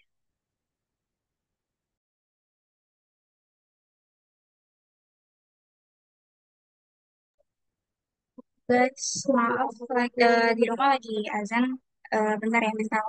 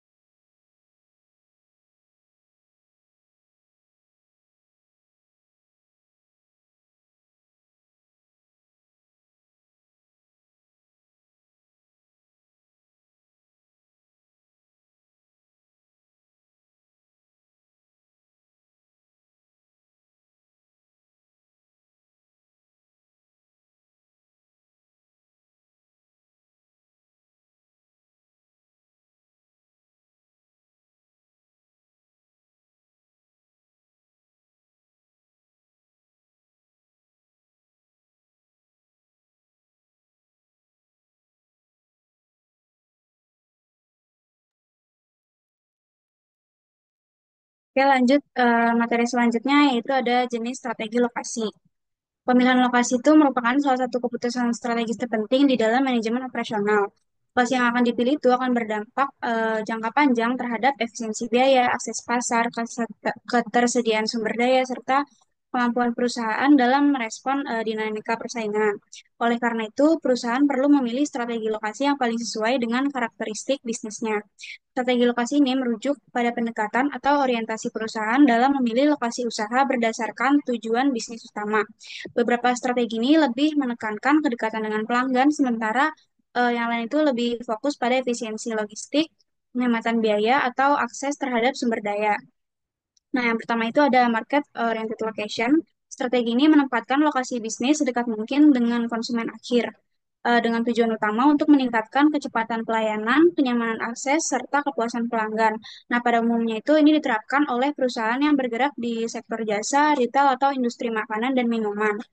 Adapun karakteristiknya yang pertama itu lokasinya berada di pusat kota, pusat perbelanjaan, atau kawasan permukiman yang padat. Yang kedua yaitu mengandalkan analisis potensi pasar, perilaku konsumen, dan tren permintaan lokal. Yang ketiga yaitu meningkatkan frekuensi kunjungan pelanggan, dan kemudian distribusi langsung. Terdapat kelebihan dari strategi ini, yaitu meningkatkan loyalitas pelanggan, menurunkan biaya distribusi akhir, serta respon cepat terhadap tren permintaan lokal. Namun terdapat kekurangan juga, yaitu biasanya biaya sewa atau lahan itu tinggi, dan persaingan di lokasi yang strategis itu cenderung ketat. Nah, contohnya itu, contoh kasusnya itu misalnya dari Starbucks yang memilih membuka gerai di pusat perkantoran untuk menyasar segmen pekerja urban. Yang kedua yaitu ada resource oriented location. Strategi ini berfokus pada kedekatan lokasi usaha dengan bahan baku atau sumber daya alam utama guna untuk mengurangi biaya logistik dan menjamin keseimbangan pasokan. Umumnya itu strategi itu diterapkan dalam industri manufaktur berat, pertambangan, dan agribisnis. Adapun karakteristiknya yang pertama yaitu lokasi dekat dengan sumber bahan mentah atau lokasi ekstraksi. Yang kedua yaitu mengutamakan efisiensi pengangkutan, ketersediaan pasokan, dan stabilitas harga bahan baku. Yang ketiga yaitu memerlukan dukungan infrastruktur dasar seperti jalan logistik, air, dan energi. Terdapat kelebihan dari strategi ini yaitu menekankan biaya logistik awal dan juga menjaga stabilitas pasokan bahan baku supaya lebih terjamin. Namun terdapat kekurangan juga yaitu biasanya lokasi itu seringkali berada jauh dari pasar dan infrastruktur pendukungnya seperti akses dan komunikasi itu kadang masih belum optimal. Contohnya itu seperti pabrik semen yang dibangun di dekat tambang batu kapur seperti di Gresik, Jawa Timur. Yang ketiga yaitu cost oriented location. Strategi ini tuh mengutamakan pemilihan lokasi berdasarkan biaya operasional yang paling efisien termasuk biaya tenaga kerja, lahan, dan pajak. Nah, tujuan utamanya itu untuk menekankan cost produksi dan meningkatkan margin keuntungan. Adapun karakteristiknya yang pertama itu pada umumnya ini tuh pada industri padat karya seperti tekstil, elektronik, dan manufaktur skala besar. Yang kedua yaitu memanfaatkan negara atau daerah dengan upah rendah dan insentif fiskal. Yang ketiga yaitu perusahaan sering melakukan relokasi ke wilayah dengan regulasi bisnis yang lebih ringan. Kelebihan dari strategi ini yaitu menekankan biaya operasional secara signifikan dan juga dapat meningkatkan margin keuntungan. Namun terdapat kekurangan juga yaitu mungkin harus mengorbankan kedekatan dengan pasar dan juga tenaga kerja yang murah itu belum tentu terampil atau produktif. Contohnya itu seperti industri garmen itu membuka pabrik di daerah seperti Boyolali dan Sragen karena UMR-nya itu lebih rendah. Boleh di next. Yang keempat yaitu competitor oriented location. Nah, strategi ini tuh mempertimbangkan keberadaan pesaing dalam menentukan lokasi. Ada dua pendekatan utama yaitu ada co-location yaitu dia itu mendekati pesaing untuk merebut pasar yang sama dan ada avoidance yaitu memilih lokasi yang jauh dari pesaing untuk menghindari perang harga dan membangun ceruk pasar. Nah, karakteristiknya itu yang pertama itu cocok untuk bisnis dengan karakter pasar lokal atau loyalitas tinggi. Yang kedua yaitu bisa meningkatkan visibilitas merek jika berada dengan kompetitor besar. Yang ketiga yaitu kadang digunakan untuk strategi perang pasar atau menciptakan pilihan alternatif bagi konsumen. Kelebihan dari strategi ini yaitu menarik pelanggan dari traffic pesaing dan juga meningkatkan brand awareness di kawasan yang kompetitif. Namun terdapat kekurangan juga yaitu potensi perang harga yang tinggi dan juga diperlukan diferensiasi, diferensiasi produk atau jasa yang kuat. Contohnya itu biasanya kayak Indomaret sama Alfamart yang sering buka toko di jalan yang sama. Yang kelima atau yang terakhir itu adalah logistik oriented location. Strategi itu bertujuan memilih lokasi dengan aksesibilitas tinggi terhadap infrastruktur transportasi dan distribusi seperti jalan tol, pelabuhan, bandara, atau pusat logistik. Nah, ini tuh cocok buat perusahaan yang mengandalkan pengiriman barang dalam volume yang besar dan waktu yang cepat. Adapun karakteristiknya, yang pertama itu lokasinya strategis berada di dekat simpul distribusi nasional atau internasional. Yang kedua yaitu meningkatkan efisiensi supply chain dan mengurangi biaya transportasi. Yang ketiga itu menjadi kunci dalam operasional perusahaan logistik, e-commerce, dan industri ekspor impor. Kelebihan dari strategi ini yaitu menurunkan biaya pengiriman dan lead time dan juga memungkinkan layanan pengiriman yang cepat. Namun terdapat kekurangan juga yaitu biasanya lokasi itu sering berada di pinggiran kota atau kawasan industri yang jauh dari pusat keramaian dan juga ketergantungan terhadap kualitas infrastruktur jalan dan transportasi. Contohnya yaitu pusat distribusi Shopee Express dan Tokopedia yang dibangun di Bekasi dekat pintu tol dan jalur logistik. Selanjutnya akan dijelaskan oleh rekan saya.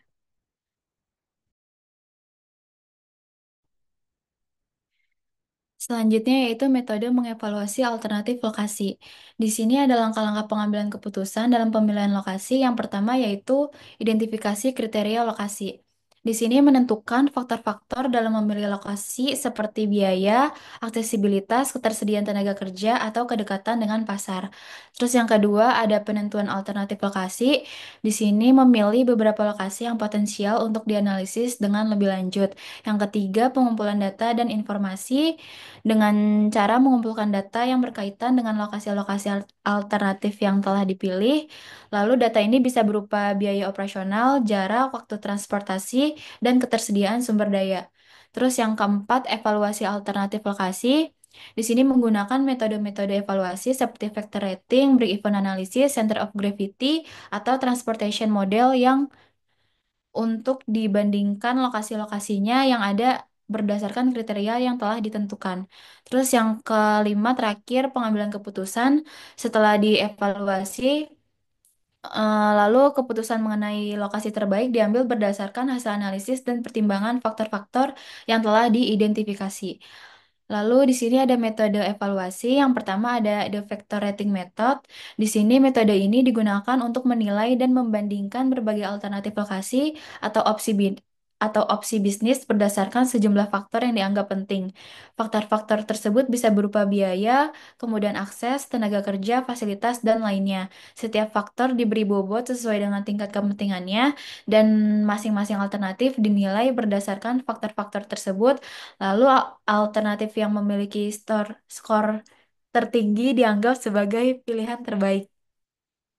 Yang kedua yaitu locational break-even analysis. Metode ini digunakan untuk mencari titik impas atau break-even pada berbagai pilihan lokasi berdasarkan biaya tetap dan biaya variabel.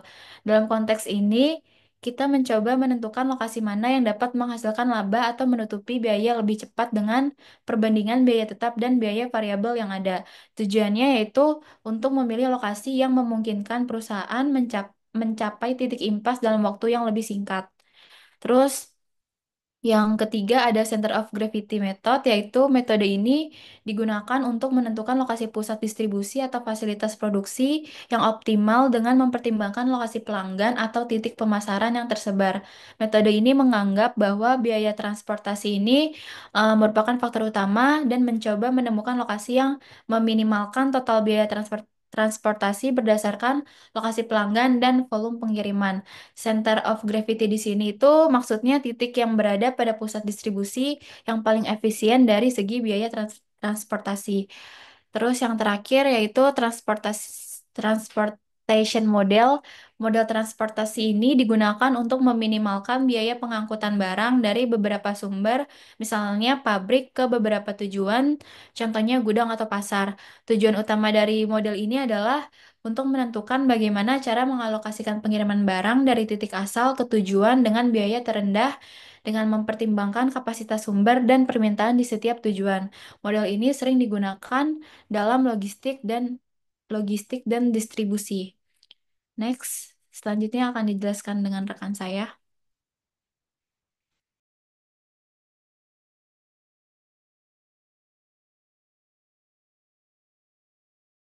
Oke, selanjutnya kita masuk ke strategi lokasi, ada outsourcing and offshoring, sama ekspansi pasar luar negeri. Yang pertama ada outsourcing dan offshoring. Perusahaan global seringkali memilih untuk mengalihkan operasi mereka ke negara dengan biaya yang lebih rendah. Ini termasuk produksi atau operasional yang bertujuan untuk mengurangi biaya secara keseluruhan. Dengan melakukan outsourcing dan offshoring, perusahaan dapat memanfaatkan sumber daya yang lebih murah dan meningkatkan efisiensi biaya. Nah, pada akhirnya eh, hal ini tuh mendukung keuntungan yang lebih tinggi bagi sebuah perusahaan. Ini adalah strategi yang populer di kalangan perusahaan besar yang beroperasi di berbagai negara. Selanjutnya ada ekspansi pasar luar negeri. Perusahaan global juga fokus untuk memperluas jangkauannya dengan menembus pasar internasional. Ekspansi ini memungkinkan mereka untuk meningkatkan pendapatan dengan mengakses pasar yang lebih besar dan lebih beragam. Ekspansi ini membutuhkan perencanaan yang matang agar produk yang ditawarkan sesuai dengan pasar lokal dan mudah didistribusikan agar perusahaan dapat memperoleh keuntungan maksimal dari pasar baru tersebut. Boleh di next? Nah, selanjutnya ada strategi lokasi dari bisnis jasa dan bisnis manufaktur. Untuk bisnis jasa, lokasi yang dekat dengan pelanggan adalah faktor yang sangat penting. Bisnis jasa cenderung memilih lokasi di pusat keramaian atau area dengan banyak lalu lintas yang tinggi, karena hal ini akan meningkatkan visibilitas mereka serta kemudahan akses bagi pelanggan. Pendekatan ini lebih berfokus pada pendapatan daripada pengurangan biaya. Jadi sebagai contoh, kalau misalnya bisnis jasa ini, sebagai contoh, Starbucks menggunakan perangkat lunak seleksi lokasi untuk menentukan tempat terbaik yang dapat memberikan potensi pendapatan tinggi berdasarkan data demografis atau lalu lintas pelanggan. Lalu selanjutnya ada bisnis manufaktur. Kalau di sektor manufaktur ini mereka lebih fokus pada biaya dan efisiensi logistik dalam memilih lokasi. Kayak biaya bahan baku, biaya tenaga kerja, sampai ke kemudahan distribusi produk ini penting dalam memilih lokasi yang tepat. Perusahaan manufaktur cenderung memilih lokasi yang dekat dengan sumber daya alam dan fasilitas distribusi untuk mengurangi biaya transportasi dan mempercepat waktu produksi. Dengan memilih lokasi yang strategis, mereka dapat meningkatkan efisiensi operasional secara keseluruhan dan mengurangi pengeluaran yang tidak perlu. Well, next. Nah, selanjutnya ada implikasi dan tantangan dari masing-masing pendekatan yang ada. Yang pertama ada strategi global. Perusahaan yang menetapkan strategi global menghadapi beberapa tantangan utama. Yang pertama tuh ada perbedaan budaya antar negara, terus abis itu ada peraturan yang berbeda di setiap negara, serta kompleksitas logistik internasional. Nah, oleh karena itu, perusahaan global harus memiliki pemahaman yang sangat mendalam mengenai pasar lokal di negara tempat mereka beroperasi untuk memastikan bahwa mereka memilih lokasi yang tepat. Jadi mereka melakukan analisis pasar yang cermat untuk menghadapi tantangan ini dengan memaksimalkan keuntungan. Terus yang ada lagi strategi lokal. Kalau bisnis lokal ini lebih fokus pada pemahaman yang mendalam tentang kebutuhan dan preferensi konsumen setempat. Tapi mereka juga harus menghadapi tantangan dalam bentuk persaingan yang ketat dari perusahaan lain yang juga menargetkan pasar yang sama. Jadi bisnis lokal seringkali harus bersaing dengan banyaknya pesaing yang menawarkan harga lebih kompetitif. Jadi meskipun demikian, keuntungan utama dari bisnis lokal yaitu pemahaman yang lebih baik tentang pasar setempat yang memungkinkan mereka untuk beradaptasi lebih cepat dengan perubahan dan preferensi konsumen. Selanjutnya akan dilanjutkan oleh rekan saya. Selanjutnya ada study case 7-Eleven di Indonesia. 7-Eleven merupakan convenience store asal Amerika Serikat yang telah berhasil berkembang pesat di banyak negara seperti Jepang dan juga Thailand. Pada tahun 2009, PT Modern Sevel Indonesia, anak perusahaan dari Modern Group, menginisiasi ekspansi 7-Eleven di Indonesia. Harapannya agar mereka dapat mereplikasi kesuksesan yang telah tercapai di negara lain. Namun, meskipun memiliki konsep bisnis yang menarik dan juga potensi pasar yang besar, Sevel di Indonesia mengalami kegagalan yang cukup signifikan. Pada tahun 2017, seluruh gerainya ditutup setelah gagal bersaing dengan pesaing lokal dan menghadapi berbagai tantangan operasional. Salah satu faktor terbesar yang menyebabkan kegagalan ini adalah pemilihan lokasi yang tidak tepat. Nah, ini ada faktor pemilihan lokasi. Kegagalan 7-Eleven di Indonesia bukan hanya disebabkan oleh faktor lokasi saja, meskipun itu menjadi salah satu penyebab utama. Masalah lain seperti ketidaksesuaian konsep bisnis dengan kebiasaan dan selera konsumen Indonesia, tingginya biaya operasional, dan juga persaingan ketat dengan minimarket lokal juga berkontribusi pada kesulitan Sevel untuk bertahan. Namun, pemilihan lokasi yang salah tetap menjadi faktor kunci yang memperburuk kondisi ini, karena gerainya yang tidak mudah dijangkau oleh konsumen mengurangi daya tarik dan potensi pelanggan dari 7-Eleven ini. Nah, yang pertama, lokasi yang tidak aksesibel. Banyak gerai Sevel di Indonesia dibuka di lokasi yang sulit dijangkau oleh transportasi umum atau jauh dari tempat-tempat ramai. Lokasi yang tidak mudah diakses ini membuat konsumen kesulitan datang ke gerai meskipun Sevel menawarkan kemudahan dalam berbelanja. Yang kedua itu pemilihan lokasi yang kurang tepat untuk pasar lokal. Nah, Sevel sering membuka gerai di lokasi yang tidak cocok dengan kebiasaan belanja konsumen Indonesia, misalnya membuka toko di area yang lebih sepi atau kurang padat penduduk. Nah, sebagai hasilnya, lokasi ini nggak strategis dan nggak bisa memenuhi kebutuhan pasar yang lebih mengutamakan tempat yang mudah diakses dan juga ramai. Yang ketiga itu ada lokasi dengan daya beli yang tidak sesuai. Beberapa gerai Sevel dibuka di kawasan dengan daya beli yang rendah, misalnya daerah yang mayoritas warganya lebih memilih berbelanja di tempat yang lebih murah seperti minimarket atau warung. Nah, lokasi dengan daya beli rendah ini membuat Sevel kesulitan menarik pelanggan karena harganya yang lebih tinggi dan juga nggak sesuai dengan kemampuan membeli konsumen di area tersebut. Nah, selanjutnya ini ada analisis kegagalan dan juga solusinya. Yang pertama itu ada ketergantungan pada lokasi yang tidak efisien. Nah, Sevel memilih lokasi-lokasi di kawasan pusat perbelanjaan atau pusat bisnis dengan biaya sewa yang sangat tinggi. Meskipun lokasi tersebut memiliki trafik yang tinggi, biaya operasional yang tinggi mengurangi keuntungan bagi perusahaan. Pada akhirnya, bisnis ini nggak dapat bersaing dengan pesaing lokal yang memilih lokasi yang lebih terjangkau dan juga sesuai dengan daya beli konsumen. Nah, yang kedua itu ada pemilihan lokasi yang tidak tepat untuk target pasar. Beberapa gerai Sevel dibuka di lokasi yang memiliki daya beli rendah. Hal ini memperburuk kinerja perusahaan karena gerai-gerai tersebut tidak mampu menarik pelanggan dari kalangan menengah ke bawah yang lebih memilih berbelanja di tempat yang lebih murah atau lebih dekat. Nah, solusinya bisa berupa yang pertama itu melakukan riset pasar yang mendalam sebelum menentukan lokasi untuk memahami kebiasaan belanja dan juga daya beli konsumen. Yang kedua itu fokus pada lokasi yang lebih strategis dan mudah diakses, terutama dengan memperhatikan kebutuhan transportasi publik dan akses ke area padat penduduk. Yang ketiga, menyesuaikan produk dan harga dengan preferensi lokal untuk memastikan toko tersebut bisa bersaing dengan pesaing lokal. Nah, dengan solusi-solusi ini diharapkan Sevel bisa lebih mudah meraih kesuksesan dalam ekspansi di pasar Indonesia. Sekian pemaparan materi dari kelompok kami. Selanjutnya kami akan membuka sesi tanya jawab.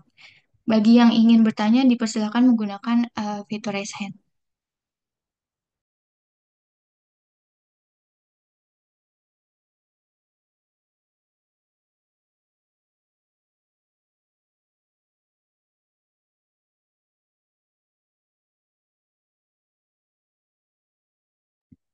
Oke, baik, Faisal, boleh pertanyaannya. Ya tadi thank you, untuk kelompok 6 atas pemaparannya. Oke, jadi kan tadi kan ngomongin soal location strategi. kenapa sih sampai sekarang Apple belum juga buka Apple Store di Indonesia? Padahal kan kalau dibandingin sama negara lain kayak Thailand atau Singapura, mereka udah lebih dulu punya gitu. Padahal pasar gadget di Indonesia tuh cukup besar sama aktif. Terus bahkan sampai sekarang pengguna produk Apple di sini juga makin banyak gitu. Jadi kenapa sih si Apple ini belum mengambil keputusan buat buka Apple Store di Indonesia? Padahal tadi disebut pasar di Indonesia itu cukup besar sama aktif gitu. Thank you. Makasih, Cal. Selanjutnya, boleh Maheswara.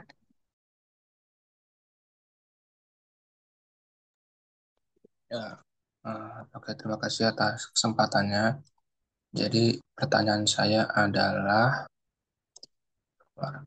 bagaimana perusahaan multinasional menyesuaikan strategi lokasi mereka dalam menghadapi ketidakpastian geopolitik dan perang dagang?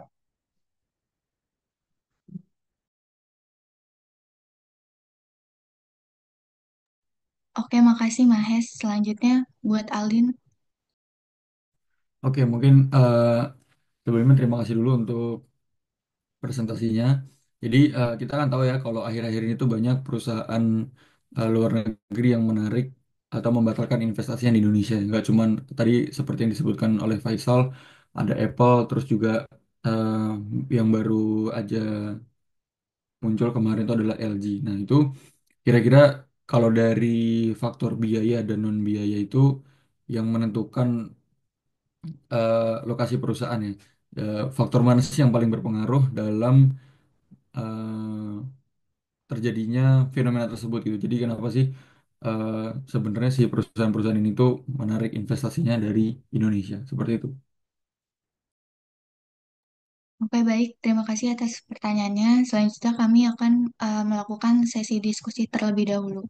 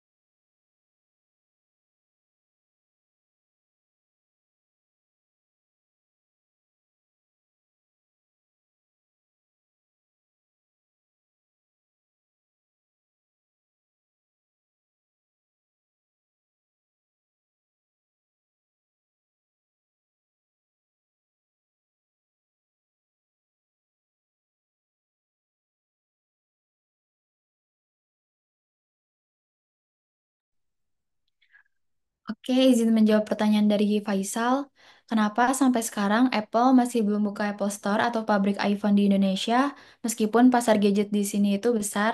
Jadi sebenarnya ini semua berkaitan dengan strategi lokasi yang udah dijelasin tadi.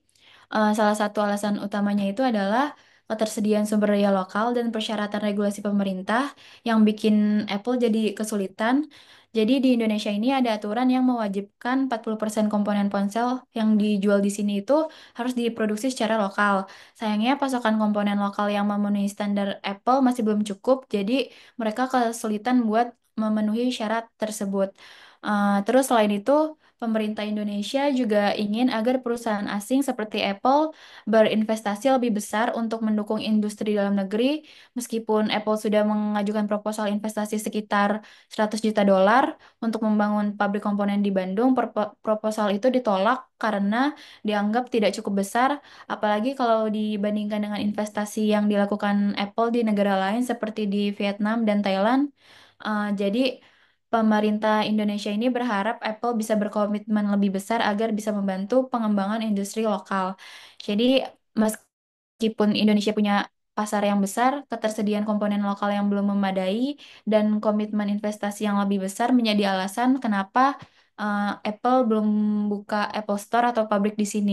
Jadi keputusan seperti ini tuh lebih dari sekedar masalah biaya, tapi juga soal.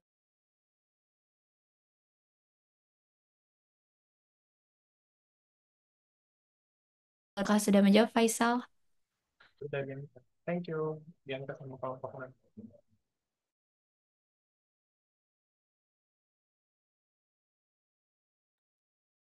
Oke, selanjutnya jawab pertanyaan dari Mahes. Tadi pertanyaan itu bagaimana perusahaan multinasional itu bisa menyesuaikan strategi lokasi mereka dalam menghadapi ketidakpastian geopolitik dan perang dagang ya. Oke, jadi perusahaan multinasional itu merupakan perusahaan besar yang punya banyak cabang, pabrik, atau kantor di berbagai negara. Nah, karena mereka beroperasi lintas negara, mereka juga harus siap menghadapi situasi global yang berubah-ubah, termasuk ketidakpastian geopolitik, misalnya kayak perang, konflik antar negara, sama sanksi ekonomi, dan juga perang dagang, kayak tarif impor ekspor yang tiba-tiba naik karena persaingan antar negara. Nah, kalau mereka strategi lokasi bisa-bisa bisnis mereka itu terganggu. Misalnya bahan baku jadi lebih mahal atau barang jadi susah dikirim. Nah, jadi gimana cara mereka nyesuaiin strategi lokasinya? Yang pertama itu memindahkan lokasi produksi atau distribusi ke negara yang lebih stabil. Kalau misalnya dulu mereka punya pabrik di Cina, tapi tiba-tiba ada perang dagang dengan Amerika dan barang dari Cina itu dikenai pajak yang tinggi, mereka bisa mindahin produksi ke negara lain kayak Vietnam, India, atau Thailand. Nah, ini tuh dilakuin supaya biaya itu tetap rendah dan barang tetap bisa masuk ke pasar tujuan tanpa hambatan. Yang kedua yaitu membagi kegiatan bisnis ke beberapa negara atau diversifikasi lokasi. Jadi mereka itu nggak naruh semua aktivitas di satu negara. Jadi ada pabrik di satu negara, terus gudang di negara lain, dan juga atau kantor pemasaran di tempat yang lain lagi. Nah, jadi kalau satu negara bermasalah, bisnis di negara lain itu bisa tetap jalan. Yang ketiga yaitu melakukan analisis resiko dan pantau situasi secara berkala. Perusahaan besar itu biasanya punya tim khusus yang tugasnya buat memantau kondisi politik dan ekonomi dunia. Jadi mereka itu analisis negara mana yang aman buat investasi dan mana yang mulai beresiko. Jadi mereka tuh bisa cepat ambil tindakan sebelum kejadian buruk itu benar-benar berdampak ke bisnis. Yang keempat yaitu memilih negara yang kasih kemudahan bisnis. Jadi mereka itu akan cari lokasi baru yang punya keuntungan. Misalnya pajaknya rendah, biaya tenaga kerjanya murah, hukum bisnisnya juga jelas, dan juga infrastrukturnya yang bagus. Ini tuh penting supaya biaya operasionalnya bisa lebih efisien dan jadi nggak ada boros biaya. Yang kelima yaitu menyesuaikan strategi dengan budaya dan pasar lokal. Nah, kalau mereka buka bisnis di negara baru, mereka juga harus mempelajari kebiasaan konsumennya, aturan pemerintah setempat, dan juga kondisi pasarnya. Karena strategi yang berhasil di satu negara itu belum tentu cocok di negara lain ya. Contohnya itu kayak eh, perusahaan elektronik besar kayak Samsung sama Apple yang pernah mindahin sebagian produksinya dari Cina ke India dan Vietnam karena masalah tarif dan hubungan dagang yang tegang antara Cina dan Amerika. Nah, dengan strategi itu mereka bisa tetap produksi dan jualan tanpa kena pajak yang tinggi. Apakah sudah menjawab, Mahes? Sudah terjawab, terima kasih.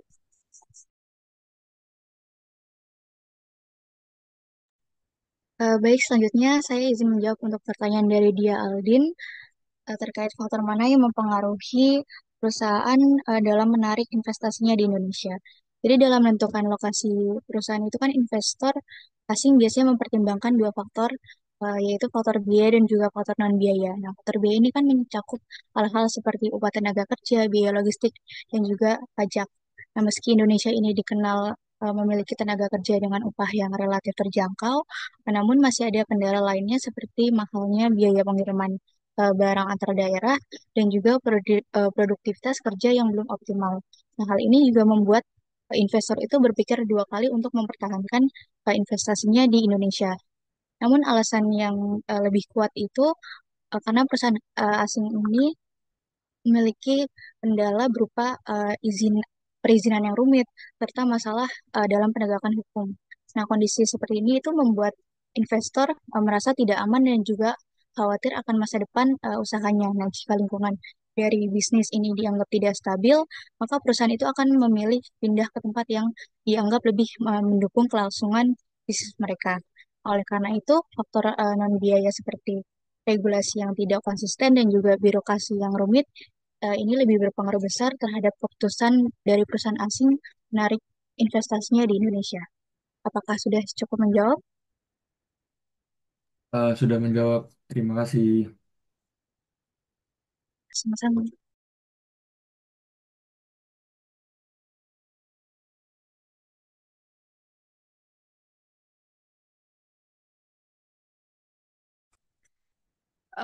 Baik, mungkin cukup sekian presentasi dan sesi tanya jawab dari kelompok kami. Terima kasih kepada teman-teman yang sudah memberikan pertanyaan. Wassalamualaikum warahmatullahi wabarakatuh. Waalaikumsalam warahmatullahi wabarakatuh. Terima kasih buat teman-teman yang sudah hadir di perkuliahan hari ini. Silakan keluar semua. Kelar, kelar, kelar, kelar. Ada apa aja. Udah kelar kata bapaknya, kelarin aja. Oke.